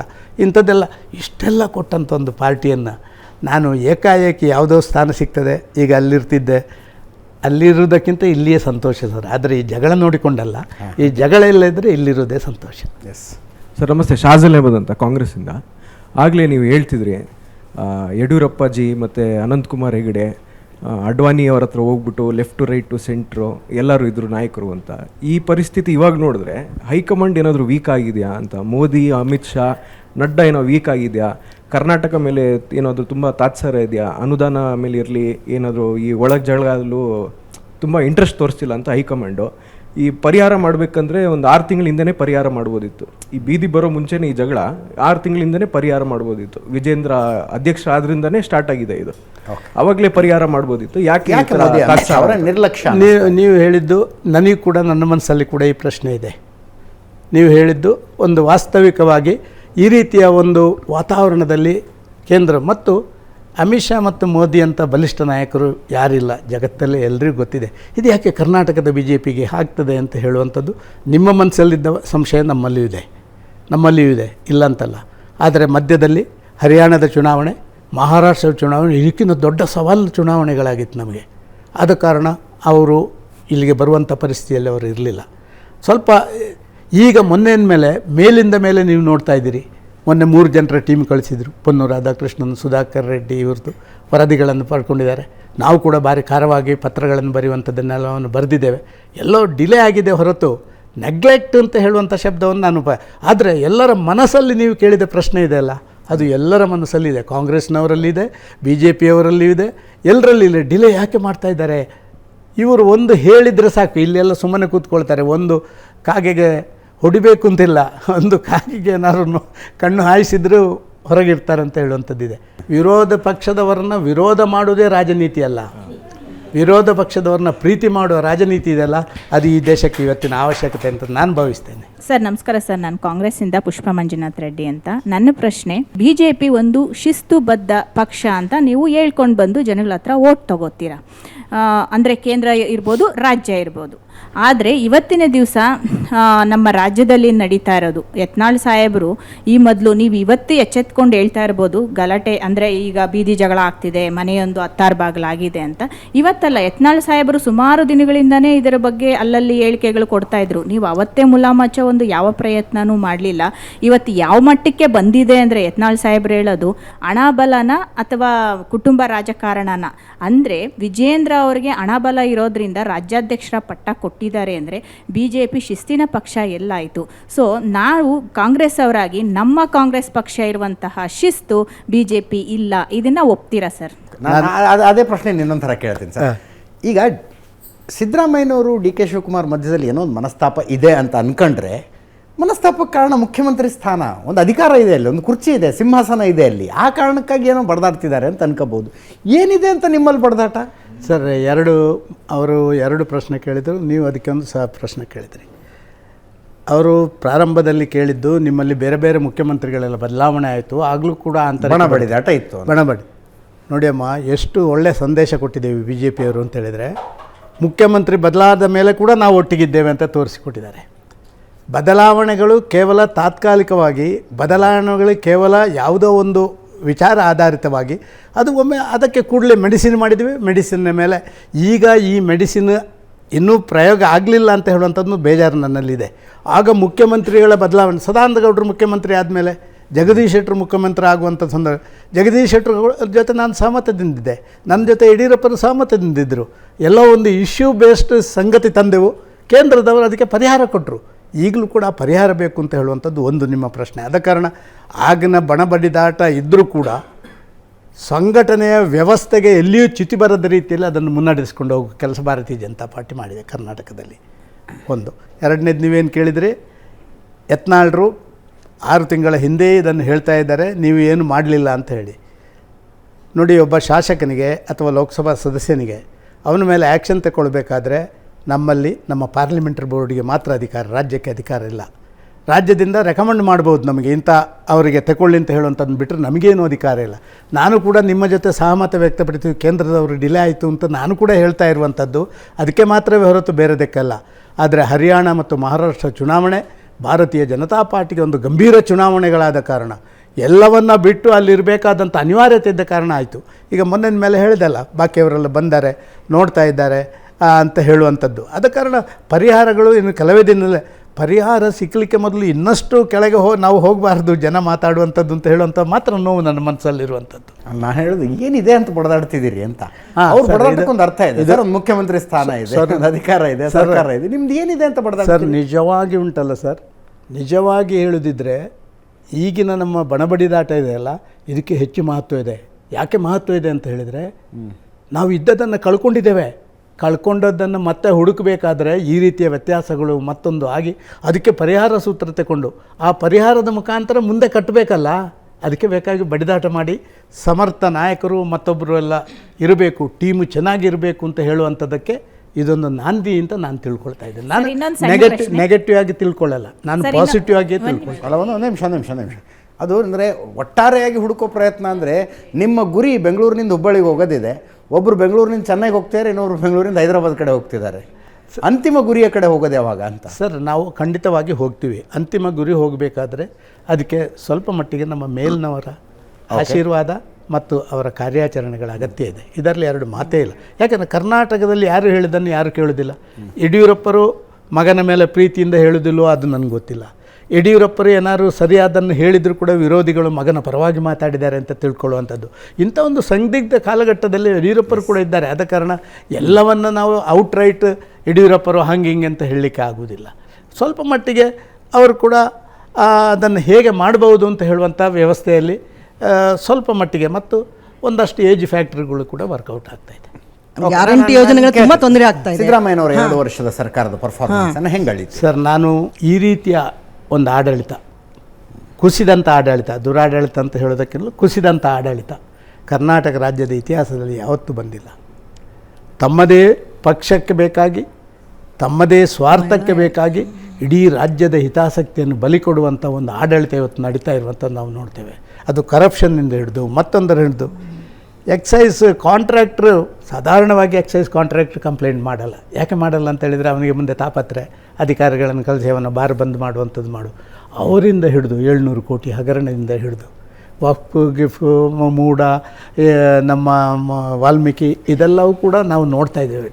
ಒಂದು ಸಾರ್ವಜನಿಕರಿಗೆ ಎಲ್ಲ ಕಡೆಗಳಲ್ಲಿ ನೋಡಿದಾಗಲೂ ಕೂಡ ಎಲ್ಲ ಲೂಟಿಕೋರರ ದಂಧೆ ಮಾಡುವಂಥ ವ್ಯವಸ್ಥೆಯಿಂದ ಸೇರಿದಂಥ ಒಂದು ಆಡಳಿತ. ಕೊಟ್ಟ ಮಾತಿನಂತೆ ನಡೆದಿದ್ದಾರೆ ಸರ್ ಅವರು. 5 ಗ್ಯಾರಂಟಿಗಳನ್ನು ಕೊಡ್ತೀನಿ ಸರ್. ಮೊದಲನೇ ಸಂಪುಟದಲ್ಲಿ 4 ಗ್ಯಾರಂಟಿಗಳನ್ನು ತಾತ್ವಿಕ ಒಪ್ಪಿಗೆ ಕೊಟ್ಟು ನಾನು ನಿಮಗೆ ಹೇಳಲಿಕ್ಕೆ ಇಷ್ಟಪಡ್ತೇನೆ. ಕೊಡ್ತಾ ಇದ್ದೇನೆ ಅಂತ ಹೇಳಿದರೆ ಒಬ್ಬನಿಂದ ಎಳ್ಕೊಂಡು ಇನ್ನೊಬ್ಬನಿಗೆ ಕೊಡುವಂಥದ್ದಾಗ ಮತ್ತೆ ಮನೆಯನ್ನು ತಂದು ಕೊಡ್ಬೇಕು ಅವರು. ಸರ್ ನಾನು ನಿಮ್ಮಲ್ಲಿ ಕೇಳಲಿಕ್ಕೆ ಇಷ್ಟಪಡ್ತಾ ಇದ್ದೇನೆ ಸರ್. ರಿಸೋರ್ಸ್ ಮೊಬಿಲೈಸೇಷನ್ನ ಬಗ್ಗೆ ಕಳೆದ 2 ವರ್ಷದ ಅವಧಿಯಲ್ಲಿ ಒಂದು ಕಡೆ ಅವರು ಮಾತಾಡಿದಾರ ಸರ್? ಗುಂಡು ಮುಚ್ಚಲಿಲ್ಲ ಅಂತೇಳಿ ಕಾಂಗ್ರೆಸ್ನ MLAಗಳು ರಾಜೀನಾಮೆ ಕೊಡ್ತೇನೆ, ನಾನು ಇದೇ ರೀತಿ ಆದರೆ ನಾನು ಹೆಂಗೆ ಮಾಡ್ಕೊಳ್ಬೇಕಾಗುತ್ತೆ ಅಂತ ಹೇಳುವಂಥ ಕಾಂಗ್ರೆಸ್ MLA ಹೇಳುವಲ್ಲಿವರೆಗೆ ಆಡಳಿತ ಕುಸಿದಿದೆ ಅಂತ ಹೇಳಿದರೆ ರಿಸೋರ್ಸ್ ಮೊಬಿಲೈಸೇಷನ್ ಮಾಡದೆ ಭರವಸೆಗಳನ್ನು ಈಡೇರಿಸೋದು ದೊಡ್ಡ ಸಂಗತಿ ಅಲ್ಲ sir. Resource mobilisation one of the primary ಒಂದು ಯಾವುದೇ ಅಡ್ಮಿನಿಸ್ಟ್ರೇಷನ್ದು ಅದರ ಇಂಪಾರ್ಟೆಂಟ್ ಸಂಗತಿಗಳು ಎಲ್ಲ ಎಷ್ಟು ಬರ್ತದ ಇದ್ದಷ್ಟು ಇಂಥದ್ದೊಂದು ಕಂಬಳಿ ಎಷ್ಟು ಉದ್ದ, ಕಾಲು ಕೈ ಎಷ್ಟು ಕಾಲು ಚಾಚು ಅಂತ ಹೇಳುವಂಥದ್ದು. ಅದನ್ನು ಬಿಟ್ಟು ಎಲ್ಲವನ್ನ ಕೊಡ್ತೇವೆ ಅಂತ ಹೇಳಿ ಅದನ್ನೆಲ್ಲ ಕೊಡ್ತಾರೆ. ಇಲ್ಲಿ ಸಾರ್ವಜನಿಕರಿಗೆ ಬೇಕಾದ ಸೌಲಭ್ಯಗಳೇ ಅವರು ಹೇಳಿದಂಗೆ, ಮೇಡಮ್ ಹೇಳಿದಂಗೆ ಎಲ್ಲಿಯೂ ಲಭ್ಯ ಇಲ್ಲ ಅಂತ ಹೇಳಿದರೆ ಏನು ಅಂತ ಆಗಬೇಕು ಸರ್ ಇವತ್ತು ಪರಿಸ್ಥಿತಿ. ಆದ ಕಾರಣ ಕೊಡಬೇಕು, ಬಡವರಿಗೆ ಕೊಡಬೇಕು, ಬಡತನದಿಂದ ಎಲ್ಲರನ್ನು ಹೊರಗೆ ತರಬೇಕು.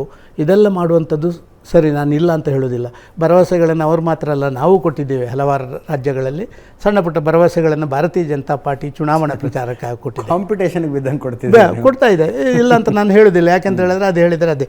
ಆದರೆ ಅದಕ್ಕೆ ಸರಿಯಾದ ರೀತಿಯಲ್ಲಿ ಆ ಕಡೆಯಿಂದಲೂ ಕೂಡ 10 ರೂಪಾಯಿ ಕಲೆಕ್ಷನ್ ಮಾಡಬೇಕು, 10 ರೂಪಾಯಿ ವಿತರಣೆ ಮಾಡಬೇಕು. ಎಲ್ಲದಕ್ಕೂ ಬರಬೇಕು. ಅದು ಎಲ್ಲದಕ್ಕೂ ರಸ್ತೆಯಲ್ಲಿ ಹೊಂಡ ಮುಚ್ಚುವುದರಿಂದ ಹಿಡಿದು ಸಾರ್ವಜನಿಕ ವಲಯದಲ್ಲಿ ನಡೆಯುವಂಥ ಬೇರೆ ಬೇರೆ ಎಲ್ಲದಕ್ಕೂ ಕೊಡಬೇಕು. ಅದನ್ನು ಬಿಟ್ಟು ಇದನ್ನೆಲ್ಲ ಬಿಟ್ಟು ಒಂದೇ ಕಡೆ ನಾವು ಹೇಳಿದ್ದನ್ನು ಉಳಿಸ್ಕೊಂಡಿದ್ದೇವೆ. ನುಡಿದಂತೆ ನಡೆದ ಸರ್ಕಾರ ಅಂತ ಹೇಳಿದ ಕೂಡಲೇ ಏನಾಗೋದಿಲ್ಲ. ನುಡಿದಂತೆ ನಡೆದದ್ದು ನಿಮ್ಮ ಊರೆಲ್ಲ ಉದ್ಧಾರ ಮಾಡ್ತೇವೆ ಅಂತ ಹೇಳಿದ್ದಾರೆ. ಇವತ್ತು ಊರು ಉದ್ಧಾರ ಮಾಡಿದರೆ ಇವರು? ನಾನು ಅದನ್ನು ಒಪ್ಕೊಳ್ತಾನೆ ಇಲ್ಲ. ಆಡಳಿತ ವ್ಯವಸ್ಥೆ ಸಂಪೂರ್ಣ ಕುಸಿದೆ. ಲಾ ಆ್ಯಂಡ್ ಆರ್ಡರ್ ಸಿಚುವೇಶನ್ ಏನು ಪ್ರೈಮರಿ ಡ್ಯೂಟಿ ಇದು, ಬಟ್ ಏನೇನೋ ಆಗ್ತಿದೆ ಸರ್. ನೀವು ನೋಡಿ ಸರ್, ನಿಜ, ನಾನು ಅದನ್ನು ನೀವು ಹೇಳಿದ್ದನ್ನು ಒಪ್ಕೊಳ್ಳಿ. ನಿಜ ನೋಡಿ, ದನದ ಕೆಚ್ಚಲು ಕೊಯ್ಯುವಲ್ಲಿಗೆ, ದನ ತಲೆ ಕಡಿಯುವಲ್ಲಿವರೆಗೆ ಇವತ್ತು ಒಂದು ರೂಲಿಂಗ್ ಪಾರ್ಟಿಯಲ್ಲಿದೆ. ಮಾರ್ಗದಲ್ಲಿ ಬೀದಿಯಲ್ಲಿ ನಡಿಲಿಕ್ಕಾಗದ ಪರಿಸ್ಥಿತಿ ಇದೆ. ರಾಜ್ಯದ BJP ನಾಯಕರಿಗೆ ಒಂದು ಬೇಜಾರಿದೆಯಂತೆ. ಕೇಂದ್ರದ ನಾಯಕರು ಇಲ್ಲಿ ಅವರನ್ನು ವಿಶ್ವಾಸಕ್ಕೆ ತಗೊಳ್ಳದೆ JDS ಜೊತೆಗೆ ಏಕಪಕ್ಷೀಯವಾಗಿ ಮೈತ್ರಿ ಮಾಡ್ಕೊಂಡ್ಬಿಟ್ರು ಅಂತ. ಕೆಲವರಿಗೆ ಅಂದರೆ ಮೈತ್ರಿ ಹೋದ್ರೆ ಇದ್ರೆ ಇತ್ತು, ಇಲ್ಲದೆ ಇದ್ರೆ ಇಲ್ಲ ಅನ್ನೋ ಮನಸ್ಥಿತಿ ಇದೆಯಂತೆ. ನಿಮ್ಮ ಪ್ರಕಾರ ಏನು? ಮೈತ್ರಿ ಒಳ್ಳೇದಾಯ್ತಾ? ಇದ್ರೆ ಒಳ್ಳೇದಾ, ಇಲ್ಲದೆ ಇದ್ರೆ ಒಳ್ಳೇದಾ? ಸರ್, ಪ್ರಾರಂಭಿಕ ಹಂತದಲ್ಲಿ ನಾನು ಕೂಡ ನಮ್ಮಲ್ಲಿ ಒಂದು ಡಿಸ್ಕಷನ್ ಮಾಡಬೇಕು ಅಂತ ಹೇಳುವಂಥದ್ರಲ್ಲಿ ಕೇಂದ್ರದವ್ರು ಮಾಡಲಿಲ್ಲ. ಏಕಾಏಕಿ ನಮ್ಮ ಸೆಂಟ್ರಲ್ ಪಾರ್ಲಿಮೆಂಟ್ರಿ ಬೋರ್ಡ್ ಆ ತೀರ್ಮಾನ ತಗೊಂಡದ್ದು ನಮಗೆ ಅಷ್ಟು ಮನಸ್ಸಿಗೆ ಹಿತ ಅಂತ ನನಗೂ ಅನ್ನಿಸ್ಲಿಲ್ಲ. ಯಾಕೆ ಅನ್ನಿಸ್ಲಿಲ್ಲ ಅಂತ ಹೇಳಿದರೆ, ನಾವು ಮೊನ್ನೆವರೆಗೆ ಕತ್ತಿ ಮಸ್ಕೊಂಡಿದ್ದವರು ನಾವು JDSನವರು. ಫಾರ್ ಎಕ್ಸಾಂಪಲ್ ನನ್ನದೇ ಕ್ಷೇತ್ರದಲ್ಲಿ ಹೇಳ್ತೀನಿ, ಬೆಂಗಳೂರು ಉತ್ತರ ಲೋಕಸಭಾ ಕ್ಷೇತ್ರದಲ್ಲಿ ನಮ್ಮ ದಾಸರಹಳ್ಳಿಯಲ್ಲಿ JDSನ ಶಾಸಕರಿದ್ದರು.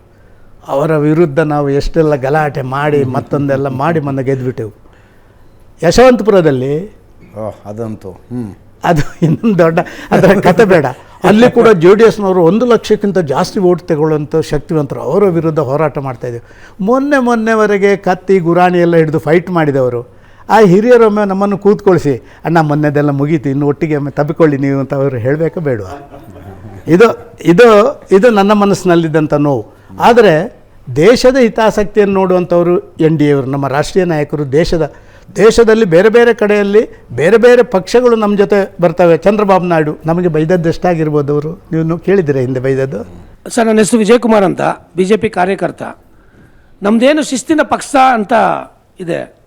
ನಾವು 23ರಲ್ಲಿ ಚುನಾವಣೆ ಸೋತಾಗ ನಮಗೊಬ್ಬ ಪ್ರಬಲ ನಾಯಕತ್ವ ಬೇಕಿತ್ತು ಅಂತ ಹೇಳಿದಾಗ ನಮ್ಮ ಹೈಕಮಾಂಡು ವಿಜಯೇಂದ್ರ ಅಂತ ಯುವ ನಾಯಕನ್ನ ಕೊಟ್ಟರು ಸರ್. ಎಲ್ಲರೂ ಒಪ್ಕೊಂಡ್ವಿ, ನಾವು ಒಳ್ಳೆ ಯುವ ನಾಯಕ, ಒಳ್ಳೆ ಹೋರಾಟಗಾರ ಅಂತ ಒಪ್ಕೊಂಡ್ವಿ. ಶಿಸ್ತು ಮೀರಿ ಬೇರೆ ಪಕ್ಷದಲ್ಲಿ ಎಲ್ಲ ಥರ, ನಮ್ಮ ಪಕ್ಷದಲ್ಲಿ ಬಂದು ಎಲ್ಲ ಥರ ಅಧಿಕಾರ ಅನುಭವಿಸಿ ಇವತ್ತು ನಮ್ಮ ಪಕ್ಷನ ಬೀದಿಲಿ ನಿಂತ್ಕೊಂಡು ಬೈತಾ ಇದ್ದಾರೆ.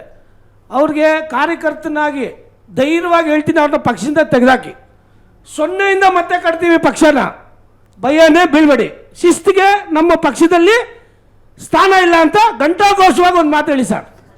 ಶಿಸ್ತಿಗೆ ಸ್ಥಾನ ಅಲ್ಲ ಶಿಸ್ತಿಗೆ. ಅಲ್ಲ ಅಲ್ಲ ಅಲ್ಲ ಅವರು ಹೇಳಿದ್ದು 100ಕ್ಕೆ 100 ಸತ್ಯ. ನನ್ನ ಪೂರ್ತಿ ಓಟು ನಿಮಗೆ ಇದೆ, ತೋರಿಸಿ ಓಟ್ ಹಾಕ್ತೀನಿ ಬೇಕಾದ್ರೆ ನಿಮಗೆ. ಯಾಕೆ ಅಂತ ಹೇಳಿದರೆ ಅಶಿಸ್ತು ಇರುವಂಥ ಪಾರ್ಟಿ ಯಾವತ್ತೂ ಬೆಳವಣಿಗೆ ಆಗಲ್ಲ. ಈ ದೇಶದ ಬೇರೆ ಬೇರೆ ರಾಜಕೀಯ ಪಕ್ಷಗಳನ್ನು, ರಾಜ್ಯದಲ್ಲಿರುವಂಥ ರಾಜಕೀಯ ಪಕ್ಷಗಳನ್ನು ಎಲ್ಲವನ್ನು ನಾವು ಕಂಡಿದ್ದೇವೆ. ವೆಸ್ಟ್ ಬೆಂಗಾಲ್ ಅಂತೂ ಒಂದು ಜ್ವಲಂತ ಉದಾಹರಣೆ. ಅದಕ್ಕೆ ಎಲ್ಲಿ ಶಿಸ್ತಿನ ಕೊರತೆ ಆಗ್ತದೆ ಅಲ್ಲಿ ಭಾರತೀಯ ಜನತಾ ಪಾರ್ಟಿ ಏನು ಬೇರಲ್ಲ. ಭಾರತೀಯ ಜನತಾ ಪಾರ್ಟಿ ನಾನು ನಿಮ್ಮ ಪರವಾಗಿದ್ದೀನಿ. ಇವತ್ತು ಯಾರು 2 ಜನ MLAಗಳು ನಮ್ಮ ಜೊತೆ ಗೆದ್ದವರು, ಹಿಂದೆ ಅಲ್ಲಿಂದ ಬಂದ ಮೇಲೆ ಮಂತ್ರಿ ಆದವರು, ಅವರು ಇವತ್ತು ಈ ರೀತಿ ಮಾಡಿದಾಗ ಇಷ್ಟ ತನಕ ಅವ್ರನ್ನ ಉಳಿಸ್ಕೊಂಡಿರೋದು ನಮ್ಮ ದೊಡ್ಡ ತಪ್ಪು ಅಂತ ನಾನು ಭಾವಿಸ್ತೀನಿ. ನಿಮ್ಮ ನಾಯಕರುಗಳ ಮಧ್ಯದ ಚರ್ಚೆಯಲ್ಲಿ ಕಾರ್ಯಕರ್ತನ ಮನಸ್ಥಿತಿ ಏನಿರ್ಬೋದು ಅನ್ನೋದು ವಿಷಯ ಬರುತ್ತಾ ಸರ್? ಬರುತ್ತೆ ಸರ್, ಬರುತ್ತೆ ಸರ್. ಯೋಚನೆ ಮಾಡ್ತೀರಿ ಕಾರ್ಯಕರ್ತರು? ಯಾಕಂದ್ರೆ ಕೇಡರ್ ಬೇಸ್ಡ್ ಪಾರ್ಟಿ ನಿಮ್ಮದು. ಮಾತೆತ್ತಿದರೆ ಕಾರ್ಯಕರ್ತರು ದುರ್ಲಭ ಕಾರ್ಯಕರ್ತರು ಅಂತೀರಿ. ಅವ್ರ ವಿಷಯ ಎಲ್ಲ ಚರ್ಚೆ ಮಾಡ್ತೀರಾ ಸರ್? ನಾವು ಹಿಂಗೆ ಮಾಡ್ಕೊಂಡ್ರೆ ಕಾರ್ಯಕರ್ತರ ಸರ್ ಮಾಡ್ತೀವಿ, ಆದರೆ ಕೆಲವು ಜನರಿಗೆ ಆ ಚರ್ಚೆ ಶುರು ಮಾಡ್ತಾರೆ, ಕೊನೆಗೆ ಅವರದ್ದೇ ಸ್ವಂತ ಚರ್ಚೆಗೆ ಮಾತ್ರ ಬರ್ತಾರೆ. ಇಂಥವರು ನಮ್ಮಲ್ಲಿ ಸಂಖ್ಯೆಗಳು ಜಾಸ್ತಿ ಆಗಿದೆ ಸ್ವಲ್ಪ ಈಗ ಹಿಂದಿನಿಂದ. ನೀವು ಹೇಳಿದ್ದು 100ಕ್ಕೆ 100 ಸತ್ಯ. ಯಾವ ಶಬ್ದವನ್ನು ನಾವು ಪ್ರಯೋಗ ಮಾಡ್ತವೋ ಆ ಶಬ್ದಕ್ಕೆ ಗೌರವ ಕೊಡುವ ರೀತಿಯಲ್ಲಿ ಪಕ್ಷದ ನಾಯಕರು ನಡ್ಕೊಳ್ಳಿಲ್ಲ ಅಂತ ಹೇಳಿದರೆ ಅವರು ನಾಯಕರಾಗಿರಲಿಕ್ಕೆ ಅನರ್ಹರು ಅಂತೇಳಿ ನಾನು ತಿಳ್ಕೊಂಡು. ಅಲ್ಲ, ನನ್ನ ಪ್ರಶ್ನೆ ಇರೋದು ಇವತ್ತು ನಾಳೆ ಸರಿ ಹೋಗ್ಬೋದಪ್ಪ, ಇದು ಏನೋ ಬಗೆಹರಿಸ್ಬೋದು ನಾಯಕರುಗಳು. ನಾಳೆ ತಾಲೂಕ್ ಪಂಚಾಯತ್, ಜಿಲ್ಲಾ ಪಂಚಾಯತ್ ಎಲೆಕ್ಷನ್ ಬರುತ್ತೆ. ನಿಮ್ಮದೇ ಮುಖಂಡರು ನಿಮ್ಮದೇ ಕಾರ್ಯಕರ್ತರ ಮುಂದೆ ಹೋಗಿ ಯಾವ ಮುಖ ಇಟ್ಕೊಂಡು ಹೋಗ್ತೀರಿ? ಬನ್ನಿ ಪ್ರಚಾರ ಮಾಡೋಣ, ಬನ್ನಿ ಬ್ಯಾನರ್ ಕಟ್ಟೋಣ, ಬನ್ನಿ ಪೋಸ್ಟರ್ ಅಂಟಿಸೋಣ, ಯಾವ ಮುಖ ಇಟ್ಕೊಂಡು ಹೋಗೋಕ್ಕಾಗುತ್ತೆ? ಸರ್ ನಾನು ಇದನ್ನೇ ಹೇಳ್ತಾ ಇರೋದು. ನಾನು ಮೊನ್ನೆಯಿಂದ ಇದೆಲ್ಲ ಪ್ರಾರಂಭ ಆಗಿ ಒಂದು 2-3 ತಿಂಗಳಿಂದ ನಾನು ದೆಹಲಿಗೆ ಹೋದಾಗ ಕೂಡ ನಮ್ಮ ನಾಯಕರ ಜೊತೆ ಇದೇ ಹೇಳಿರೋದು. ನಮ್ಮ ಕಾರ್ಯಕರ್ತರು ನಮಗೇನು ತೊಂದರೆಗಳಿಲ್ಲ, ನಮ್ಮ ಕಾರ್ಯಕರ್ತರಲ್ಲಿ ಹೋಗೋಕ್ಕಾಗಲ್ಲ. ವೋಟರ್ಸಲ್ಲಿ ಹೋಗೆ ಸಾಕು, ನೋಡಿದ್ದೀನಿ ನಿಮ್ಮದು, ಅಲ್ಲಿ ನೋಡಿದ್ದೀನಿ, ಇಲ್ಲಿ ನೋಡಿದ್ದೀನಿ ಅಂತ ಹೇಳುವಂಥ ಭಾವನೆಗಳು ನಮ್ಮ ಕಾರ್ಯಕರ್ತರಲ್ಲಿದ್ದಾವೆ. ನಾವು ಬೇರೆ ಏನೂ ಮಾಡೋದು ಬೇಡ, ನಮ್ಮ ಕಾರ್ಯಕರ್ತರಿಗೆ ಒಂದು ನೆಮ್ಮದಿ ಕೊಡುವಂಥ ಒಂದು ಸಹಮತದ, ವಿಶ್ವಾಸದ ಒಂದು ಸಂಘಟನೆಯನ್ನು ಮುನ್ನಡೆಸಿಕೊಂಡು ಹೋಗುವಂಥ ಕೆಲಸ ಕಾರ್ಯಗಳು ಆಗಬೇಕಾಗಿದೆ. ಅದಕ್ಕೆ ಕೇಂದ್ರದವರು ಏನು ಮಾಡ್ತಾರೋ ಅದನ್ನು ಕೇಂದ್ರದವ್ರು ಮಾಡಬೇಕು ಅಂತ ಹೇಳಿ ನಾನು ಕೈ ಮುಗಿದವರಲ್ಲಿ ಕೇಳಿಕೊಂಡಿದ್ದೀನಿ. ಎಸ್, ಸದಾನಂದ ಗೌಡರು ಎಲ್ಲಿಂದ ಎಲ್ಲಿಗೋ ಹೋಗ್ಬಿಟ್ರು ಅಂತ.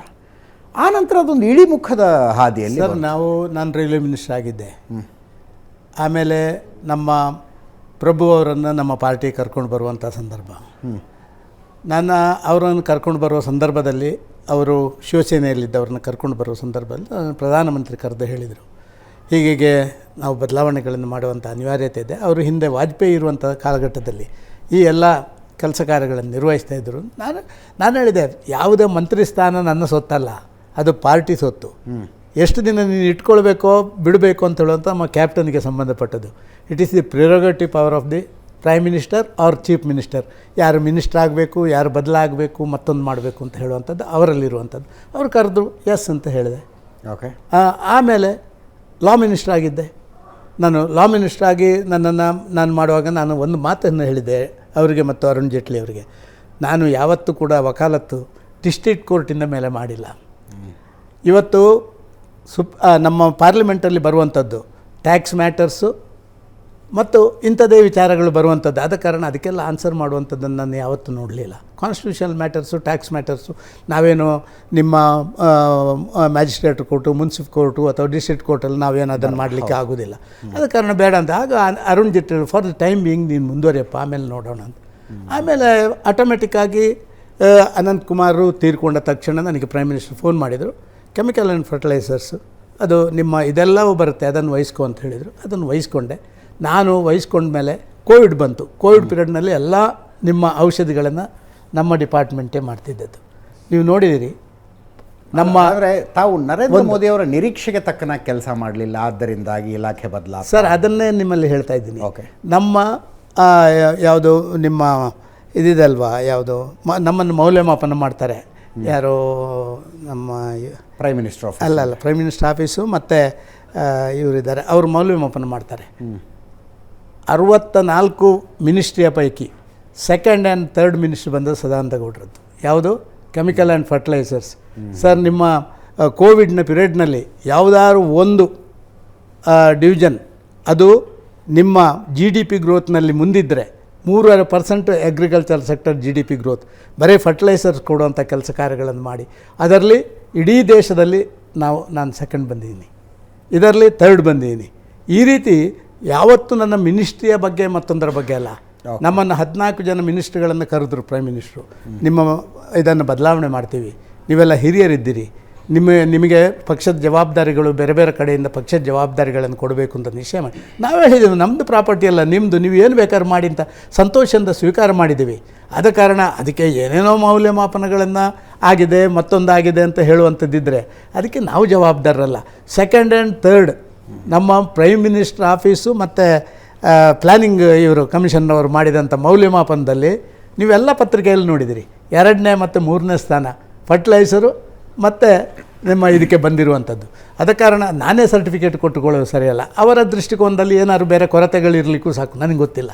ಆದರೆ ನಾವು ಪಬ್ಲಿಕ್ಕಾಗಿ ಆ ರೀತಿಯ ವ್ಯವಹಾರಗಳನ್ನು ಮಾಡಿದ್ದೀವಿ. ಆಮೇಲೆ ನನ್ನ ಕೆಲಸ ಕಾರ್ಯಗಳನ್ನು ಚೆನ್ನಾಗಿ ಮಾಡಿದ್ದೀವಿ. ನಮ್ಮನ್ನೆಲ್ಲರನ್ನು ಹರ್ಷವರ್ಧನ್, ನಾನು, ಜಾವಡೇಕರ್ ನಮ್ಮನ್ನೆಲ್ಲವನ್ನ ಕರೆದು ನಿಮ್ಮನ್ನು ಬದಲಾವಣೆ ಮಾಡ್ತೇನೆ ಅಂತ ಹೇಳಿ ನಮ್ಮನ್ನು ಬದಲಾವಣೆ ಮಾಡಿದ್ದಾರೆ. ಅದರಲ್ಲಿ ನನಗೇನು ಬೇಸರಗಳಿಲ್ಲ. ಸಾರ್ವಜನಿಕ ವಲಯದಲ್ಲಿ ಯಾವುದೇ ಚರ್ಚೆ ಆಗುವುದಕ್ಕೆ ಅದಕ್ಕೆ ನಾನು ಜವಾಬ್ದಾರಿ ಅಲ್ಲ. ನನ್ನ ಕಾನ್ಷಿಯನ್ಸ್ ನಾನು ಮಾಡಿದರಲ್ಲಿ ವ್ಯತ್ಯಾಸಗಳಿದೆ ಅಂತಾದರೆ ಆಗ ನನಗೆ ಈ ಸಲ ಕಳೆದ ಲೋಕಸಭಾ ಚುನಾವಣೆಯಲ್ಲಿ ಟಿಕೆಟ್ ಕೊಡದೇ ಇರುವುದಕ್ಕೆ ಕಾರಣವನ್ನೇನಾದರೂ ಹೇಳಿದ್ರೆ ಇಂಥ ಕಾರಣಕ್ಕಾಗಿ ತಮಗೆ ಟಿಕೆಟ್ ಕೊಡ್ತಾ ಇಲ್ಲ? ನನಗೇನು ಹೇಳಲಿಲ್ಲ. ನಾನು ಪ್ರಾರಂಭದಲ್ಲೇ ನಾನು ಕಂಟೆಸ್ಟ್ ಮಾಡೋದಿಲ್ಲ ಅಂತ 6 ತಿಂಗಳ ಮೊದಲೇ ಡಿಕ್ಲೇರ್ ಮಾಡಿದ್ದೆ. ಆಮೇಲೆ ಇವರೆಲ್ಲ ಬಂದ ಮೇಲೆ ಮತ್ತು ನಾನೇನು ಕೇಳಲಿಕ್ಕೆ ಹೋಗಲಿಲ್ಲ. ನನ್ನ ಲೋಕಸಭಾ ಕ್ಷೇತ್ರದಲ್ಲಿ ಕ್ಯಾಂಡಿಡೇಟ್ ಸಿಲೆಕ್ಷನ್ಗೆ ಒಂದು ಮೀಟಿಂಗ್ ಕರೀತಾರೆ. 145 ಜನರನ್ನು ಕರೆದಿದ್ರು. 145 ಜನ ಕೂಡ ಬ್ಯಾಂಗ್ಳೂರು ನಾರ್ತಿಗೆ ಒಂದೇ ಒಂದು ಹೆಸರು ಹೇಳಿದರು, ಸದಾನಂದ ಗೌಡ್ರದ್ದು. ನಮ್ಮ ಕೋರ್ ಕಮಿಟಿಯಲ್ಲಿ ಕ್ಯಾಂಡಿಡೇಟ್ ಸಿಲೆಕ್ಷನ್ ಆದಮೇಲೆ ಇದೇ ಈಗಿನ ಅಗರ್ವಾಲ್ ಇನ್ಚಾರ್ಜ್ ಇದ್ದವರು ಒಂದು ಮಾತು ಹೇಳಿದರು, ಸದಾನಂದ ಗೌಡ ಜಿ ಆಫ್ ಕ್ಯಾ ಕಮಾಲ್ ಕರ್ ದಿಯಾ, ಏಕ್ ನಾಮ್ ಬಿ ನೈ ಆಫ್ಕಾ ಊಪರ್ ಅಂತ ಹೇಳುವಂಥದ್ದನ್ನು ಹೇಳಿದ್ದಾರೆ. ಇದಕ್ಕಿಂತ ದೊಡ್ಡ ಸರ್ಟಿಫಿಕೇಟ್ ನನಗೇನು ಅಗತ್ಯಗಳಿಲ್ಲ. ಟಿಕೆಟ್ ಯಾಕೆ ಕೊಡಲಿಲ್ಲ, ಕೊಡೋದಕ್ಕೆ ಬೇಜಾರನೂ ಇಲ್ಲ, ಕೊಟ್ಟರೆ ಭಾರಿ ಸಂತೋಷನೂ ಪಡ್ತಿರಲಿಲ್ಲ. ನನ್ನ ಇತಿಮಿತಿ, ನನ್ನ ಕೆಪಾಸಿಟಿ ಎಷ್ಟುಂಟ ಅಷ್ಟು. ನಾನು ಯಾವುದೇ ಸಂದರ್ಭದಲ್ಲಿ ನಾನು ಮುಖ್ಯಮಂತ್ರಿ ಆದ ಮೇಲೆ ಇವತ್ತಿನವರೆಗೆ 30 ವರ್ಷದ ರಾಜಕಾರಣದಲ್ಲಿ ನಾನು ಬ್ಯಾನರ್ ರಾಜಕಾರಣಿ ಆಗಲಿಲ್ಲ, ನಾನು ಸೋಷಿಯಲ್ ಮೀಡಿಯಾ ರಾಜಕಾರಣಿ ಆಗಲಿಲ್ಲ, ನಾನು ಪಬ್ಲಿಸಿಟಿ ರಾಜಕಾರಣಿ ಆಗಲಿಲ್ಲ. ನಾನು ಮಾಡಿದಂಥ ಕೆಲಸ ಕರ್ನಾಟಕ ರಾಜ್ಯಕ್ಕೆ ಕೋವಿಡ್ನ ಸಂದರ್ಭದಲ್ಲಿ ನಿಮಗೆ ಇಂಜೆಕ್ಷನ್ ಕೊಡುವಂಥದ್ದು ಎಲ್ಲರೂ ಕೇಳಿದಕ್ಕಿಂತ ಜಾಸ್ತಿ ಕೊಟ್ಟು 9 ಲಕ್ಷ ಅವರು ಇಂಡೆಂಟ್ ಮಾಡಿದಂತ ತಗೊಳ್ಳಿಕ್ಕಾಗದಷ್ಟು ಇಲ್ಲಿಗೆ ಸಪ್ಲೈ ಮಾಡುವಂಥದ್ದು ನಾನು ಮಾಡಿದ್ದೀನಿ ಸರ್. ನಾನು ಇದನ್ನು ಯಾರಲ್ಲಿ ಹೇಳ್ಕೊಂಡು ಹೋಗಲಿಲ್ಲ, ನಾನು ಮೀಡಿಯಾಕ್ಕೆ ಬರಲಿಲ್ಲ, ನಾನು ಹಾಗೆ ಮಾಡಿದೆ. ಇವತ್ತು ಟಾಯ್ಲೆಟ್ ಉದ್ಘಾಟನೆ ಮಾಡಿದರೆ ಅದರ 10 ಪಾಲು ಖರ್ಚು ಮಾಡ್ತಾರೆ ಪಬ್ಲಿಸಿಟಿಗೆ. ಅಂಥ ಸಣ್ಣ ರಾಜಕಾರಣ ನಾನು ಮಾಡಲಿಲ್ಲ ಅಂತ ನನ್ನ ಅನಿಸಿಕೆ. ಇವತ್ತಿನ ಕಾಲದಲ್ಲಿ ಇಂಪಾರ್ಟೆಂಟ್. ಇವತ್ತು ಪಬ್ಲಿಸಿಟಿ ಇಲ್ಲದೆ ರಾಜಕಾರಣಿ ಆಗಲಿಕ್ಕೆ ಸಾಧ್ಯನೇ ಇಲ್ಲ, ದುಡ್ಡಿಲ್ಲದೆ ರಾಜಕಾರಣಿ ಆಗಲಿಕ್ಕೆ ಸಾಧ್ಯನೇ ಇಲ್ಲ, ಗುಂಪುಗಾರಿಕೆ ಮಾಡಿದರೆ ರಾಜಕಾರಣಿ ಆಗಲಿಕ್ಕೆ ಸಾಧ್ಯನೇ ಇಲ್ಲ, ಬೆಣ್ಣೆ ಹಾಕದೆ ನೀವು ಯಾವ ಪೊಲಿಟಿಕಲ್ ಲೀಡರು ಮೇಲೆ ಬೆಳೀಲಿಕ್ಕೆ ಸಾಧ್ಯ ಇಲ್ಲ. ಇದೆಲ್ಲ ಇವತ್ತು ಇರುವಂಥದ್ದು ಸರ್. ಅದರಲ್ಲಿ ನಾನು ಅದಕ್ಕೇನು ಬೇರೆ ಆಲೋಚನೆ ಮಾಡೋದಿಲ್ಲ. ನಾನು ಒಬ್ಬ ಸಂತೃಪ್ತ ರಾಜಕಾರಣಿ. ನನಗೆ ಪಕ್ಷ ಎಲ್ಲ ಅವಕಾಶ ಕೊಟ್ಟಿದೆ. ನನಗೆ ಟಿಕೆಟ್ ಕೊಡಲಿಲ್ಲ ಅಂಥೇಳಿ ನಾನು ಯಾರ ಬಗ್ಗೆನೂ ಮಾತಾಡಿಲ್ಲ. ಯಾರು ಟಿಕೆಟ್ ಕೊಡಲಿಲ್ಲ ಅಂತ ಗೊತ್ತಿದ್ದರೂ ಕೂಡ ನನಗೆ ಟಿಕೆಟ್ ಕೊಡದವ್ರ ಮೇಲೆ ನನಗೆ ಕೋಪ ಇಲ್ಲ. ನನ್ನ ಪಕ್ಷ ನನಗೇನು ಅನ್ಯಾಯ ಮಾಡಿಲ್ಲ. ನನ್ನ ಪಕ್ಷ ಎಲ್ಲವನ್ನು ಕೊಟ್ಟಿದೆ. ಯಾರಿಂದ ತಪ್ಪಿತು ಟಿಕೆಟು? ಅದನ್ನು ನಿಮ್ಮಲ್ಲೆಲ್ಲ ಹೇಳಲಿಕ್ಕೆ ಆಗೋದಿಲ್ಲ ಸರ್. ಸರ್, ಮೋದಿ ಅಮಿತ್ ಶಾ ಜೊತೆಗೆ ಯಾವಾಗಲೂ ಒನ್ ವೇ ಕಮ್ಯುನಿಕೇಷನ್ ಅಲ್ವಾ? ಹಾಗೇನಿಲ್ಲ ಸರ್, ನೀವು ಹೇಳಿದ್ದು ಸರಿ ಇದೆ. ನಾನು ಮೋದಿಯವರಲ್ಲಿ ನನ್ನ ಡಿಪಾರ್ಟ್ಮೆಂಟಲ್ಲಿ ಏನಾದ್ರು ಕೆಲಸ ಇದ್ದರೆ ಹೋಗ್ತಿದ್ದೆ, ಅಥವಾ ಅವರು ಕರೆದಾಗ ಹೋಗ್ತಿದ್ದೆ, ಅಥವಾ ಪ್ರತಿ ಬುಧವಾರ ಕ್ಯಾಬಿನೆಟ್ ಮೀಟಿಂಗ್ಗೆ ಹೋಗ್ತಿದ್ದೆ. ಇದರ ಬದಲು ಮೋದಿಯವರ ಹಿಂದೆ ಹೋಗಿ ಇದರನ್ನೊಂದು ಫೋಟೋ ತೆಗೆಸಿ ಎಲ್ಲಿ ಪೇಪರ್ಲಿ ಹಾಕಿ ಆ ರಾಜಕಾರಣ ನಾನು ಯಾವತ್ತೂ ಮಾಡಲಿಲ್ಲ. ನಾನು ಫೋಟೋ ಪ್ರಿಯನೂ ಅಲ್ಲ, ಮತ್ತು ಯಾವಾಗಲೂ ಹೋಗಿ ಅನಗತ್ಯವಾಗಿ ಹೋಗುವಂಥದ್ದನ್ನು ನಾನು ನನ್ನ ಜೀವನದಲ್ಲಿ ಯಾರ ಹಿಂದೆ ಹೋಗಲಿಲ್ಲ. ನೀವು ಹೇಳಿದ್ದು ಸರಿ ಇದೆ. ಅವರು ಹೆಚ್ಚು ನಮ್ಮ ಕಡೆಯಿಂದ ನಮಗೆ ಅವರಲ್ಲಿ ಮಾತಾಡಲಿಕ್ಕೂ ಸ್ವಲ್ಪ ಹೆದರಿಕೆ ಆ ರೀತಿ ಆದ ಕಾರಣ ಅವರು ಹೇಳಿದ್ದಕ್ಕೆ ಕೌಂಟ್ರ್ ಹೇಳೋದು ಅಥವಾ ಮತ್ತೊಂದು ಹೇಳೋ ಅಂಥದ್ದನ್ನು ಯಾರು ನಾನು ಅಂತಲ್ಲ, ಕ್ಯಾಬಿನೆಟ್ ಸುಮ್ಮನೆ ಕೇಳಿಸ್ಕೋಬೇಕು, ಅವ್ರು ಹೇಳಿದ ಕೆಲಸ ಮಾಡಬೇಕು. ಮತ್ತು ಅದನ್ನು ಕೇಳಲಿಕ್ಕೆ ಮೊದಲು ಅವರು ಅದರ ಹಿನ್ನೆಲೆ ಎಲ್ಲ ತಿಳ್ಕೊಂಡು ಏನು ಅಂತ ಹೇಳುವಂಥದ್ದನ್ನು ವಿಮರ್ಶೆ ಮಾಡಿಯೇ ಹೇಳ್ತಾರೆ. ಅವರು ಸುಮ್ಮನೆ ಹೇಳಲ್ಲ, ಏನೋ ಅದನ್ನೆಲ್ಲವನ್ನು ಮಾಡುವಂಥದ್ದನ್ನು ಮಾಡ್ತಾರೆ. ಆದ ಕಾರಣ ನೀವು ಹೇಳಿದ ರೀತಿಯಲ್ಲಿ ನಮ್ಮದು ಒನ್ ವೇ ಕಮ್ಯುನಿಕೇಷನ್, ಸಾಧಾರಣ ಒನ್ ವೇ ಕಮ್ಯುನಿಕೇಷನ್. ನಂದಂತಲ್ಲ, ಹೆಡ್ ಮಾಸ್ಟ್ರಲ್ಲಿ ಆದರೂ ಕೆಲವರು ಕೇಳ್ತಾರೆ, ಇಲ್ಲಿ ಅಷ್ಟು ಇಲ್ಲ. ಒಂದು ಹೋಗ್ಬೋದು, 24 ಉಳಿದದ್ದು ಮತ್ತೆ ಎಲ್ಲರೂ ಸೇರ್ಕೊಂಡು ಏನಾದ್ರು ಮಾಡಲಿಕ್ಕಿಲ್ವ ಅಂತ ನಿಮ್ಮ ಪ್ರಶ್ನೆ. ಡಿಸಿಪ್ಲಿನ್ ಕರೆಕ್ಟಾಗಿರ್ತಿದ್ರೆ ಒಬ್ಬನ ಮೇಲೆ ಆ್ಯಕ್ಷನ್ ಆದ ಕೂಡಲೇ ಬಾಕಿಯವರೆಲ್ಲ ಆಟೋಮೆಟಿಕ್ ಆಗಿ ಆ ಲೈನಲ್ಲಿ ಬರ್ತಾರೆ. 4 ದಿವಸ ಸೈಲೆಂಟ್ ಆಗ್ತಾರೆ ಲೈನಲ್ಲಿ. ನಾನು ಅಧ್ಯಕ್ಷ ಆಗಿದ್ದೆ, ನಿಮ್ಗೆ ಗೊತ್ತಿರಲಿ, ಯತ್ನಾಳ್ರನ್ನು ನಾನು ಪಾರ್ಟಿಯಿಂದ ಹೊರಗೆ ಹಾಕಿದ್ದೆ, ಕೇಂದ್ರದವರ ಒಪ್ಪಿಗೆ ತಗೊಂಡು. ನಿಮ್ಗೆ ಗೊತ್ತಿರಲಿ, ಜನಾರ್ದನ್ ರೆಡ್ಡಿಯನ್ನು ಸಸ್ಪೆಂಡ್ ಮಾಡಿದ್ದೆ ನಾನು, ಸಣ್ಣವರನ್ನೆಲ್ಲ. ರೇಣುಕಾಚಾರ್ಯನ ನಾನು ಹೊರಗೆ ಹಾಕಿದ್ದೆ. ನೀವು ಅವರು ಹೆಂಗೆ ಅಂತ ಹೇಳುವಂಥದ್ದು, ಆ ಕಾಲದಲ್ಲಿ ಶಿಸ್ತು ಸಮರ್ಪಕವಾಗಿರುವಾಗ 2 ದೊಡ್ಡ ಬಣಗಳು ಯಡಿಯೂರಪ್ಪ ಮತ್ತು ಅನಂತಕುಮಾರ್ನ ಬಣ ಇದ್ದಾಗ ಕೂಡ ನಾವು ಅದನ್ನು ಸಾಧನೆ ಮಾಡಿದ್ದೇವೆ. ಆದ ಕಾರಣ ಇವತ್ತು ಸಾಧನೆ ಮಾಡೋದು ದೊಡ್ಡ ಕೆಲಸ ಅಲ್ಲ, ಅದಕ್ಕೆಲ್ಲೋ ಕೈ ಹಾಕಬೇಕು. ಅದಕ್ಕೆ ಕೈ ಹಾಕಬೇಕಾದ್ರೆ ಕೇಂದ್ರದವರು ಸ್ವಲ್ಪ ಮನಸ್ಸು ಮಾಡಬೇಕು. ಸದಾನಂದ ಗೌಡರೇ, ಮುಖ್ಯಮಂತ್ರಿ ಸ್ಥಾನದಿಂದ ನಿಮ್ಮನ್ನು ಯಾಕೆ ಸರ್, ನಮ್ಮ ಪಕ್ಷದ ಆಂತರಿಕವಾದಂಥ ಸ್ವಲ್ಪ ಮಟ್ಟಿನ ಅವ್ಯವಸ್ಥೆಗಳು, ಆ ಸಂದರ್ಭದಲ್ಲಿ ಅದನ್ನು ಸರಿದೂಗಿಸಬೇಕಾದ್ರೆ ಸದಾನಂದ ಗೌಡರನ್ನು ಸ್ವಲ್ಪ ಇಳಿಸಿ ಅವರ ಸ್ಥಾನಕ್ಕೆ ಬೇರೆಯವರನ್ನು ಕೂರಿಸಿದ್ರೆ ಒಳ್ಳೆಯದು ಅಂತ ಹೇಳುವಂಥ ನಮ್ಮ ಹಿರಿಯರ ಭಾವನೆ ಅಲ್ಲ. ಆಗ ಕೂಡ ಕಾಂಗ್ರೆಸ್ನವರು ಸದಾನಂದ ಗೌಡರು ಸರಿ ಇಲ್ಲ ಅಂತ ಹೇಳಿದ್ದಾರೆ, ಈಗ ನೀವು ಸರಿ ಧನ್ಯವಾದ ಸದಾನಂದ ಗೌಡ್ರೆ. ಇಷ್ಟೊತ್ತು ನನ್ನ ಪ್ರಶ್ನೆಗಳಿಗೆ ಮತ್ತು ಆಹ್ವಾನಿತರೆಲ್ಲರ ಪ್ರಶ್ನೆಗಳಿಗೆ ಉತ್ತರ ಕೊಟ್ಟಿದ್ದಕ್ಕೆ. ಇದರೊಂದಿಗೆ ಇವತ್ತಿನ ನ್ಯೂಸ್ ಅವರ್ ಸ್ಪೆಷಲ್ ಮುಗಿಸ್ತಾ ಇದ್ದೀನಿ. ಮುಂದಿನ ವಾರ ಮತ್ತೊಬ್ಬ ಅತಿಥಿಯೊಂದಿಗೆ ಮತ್ತೆ ಬರ್ತೀನಿ. ನೇರ, ದಿಟ್ಟ, ನಿರಂತರ ಸುದ್ದಿಗಾಗಿ ನೋಡ್ತಾ ಇರಿ ಏಷ್ಯಾನೆಟ್ ಸುವರ್ಣ ನ್ಯೂಸ್.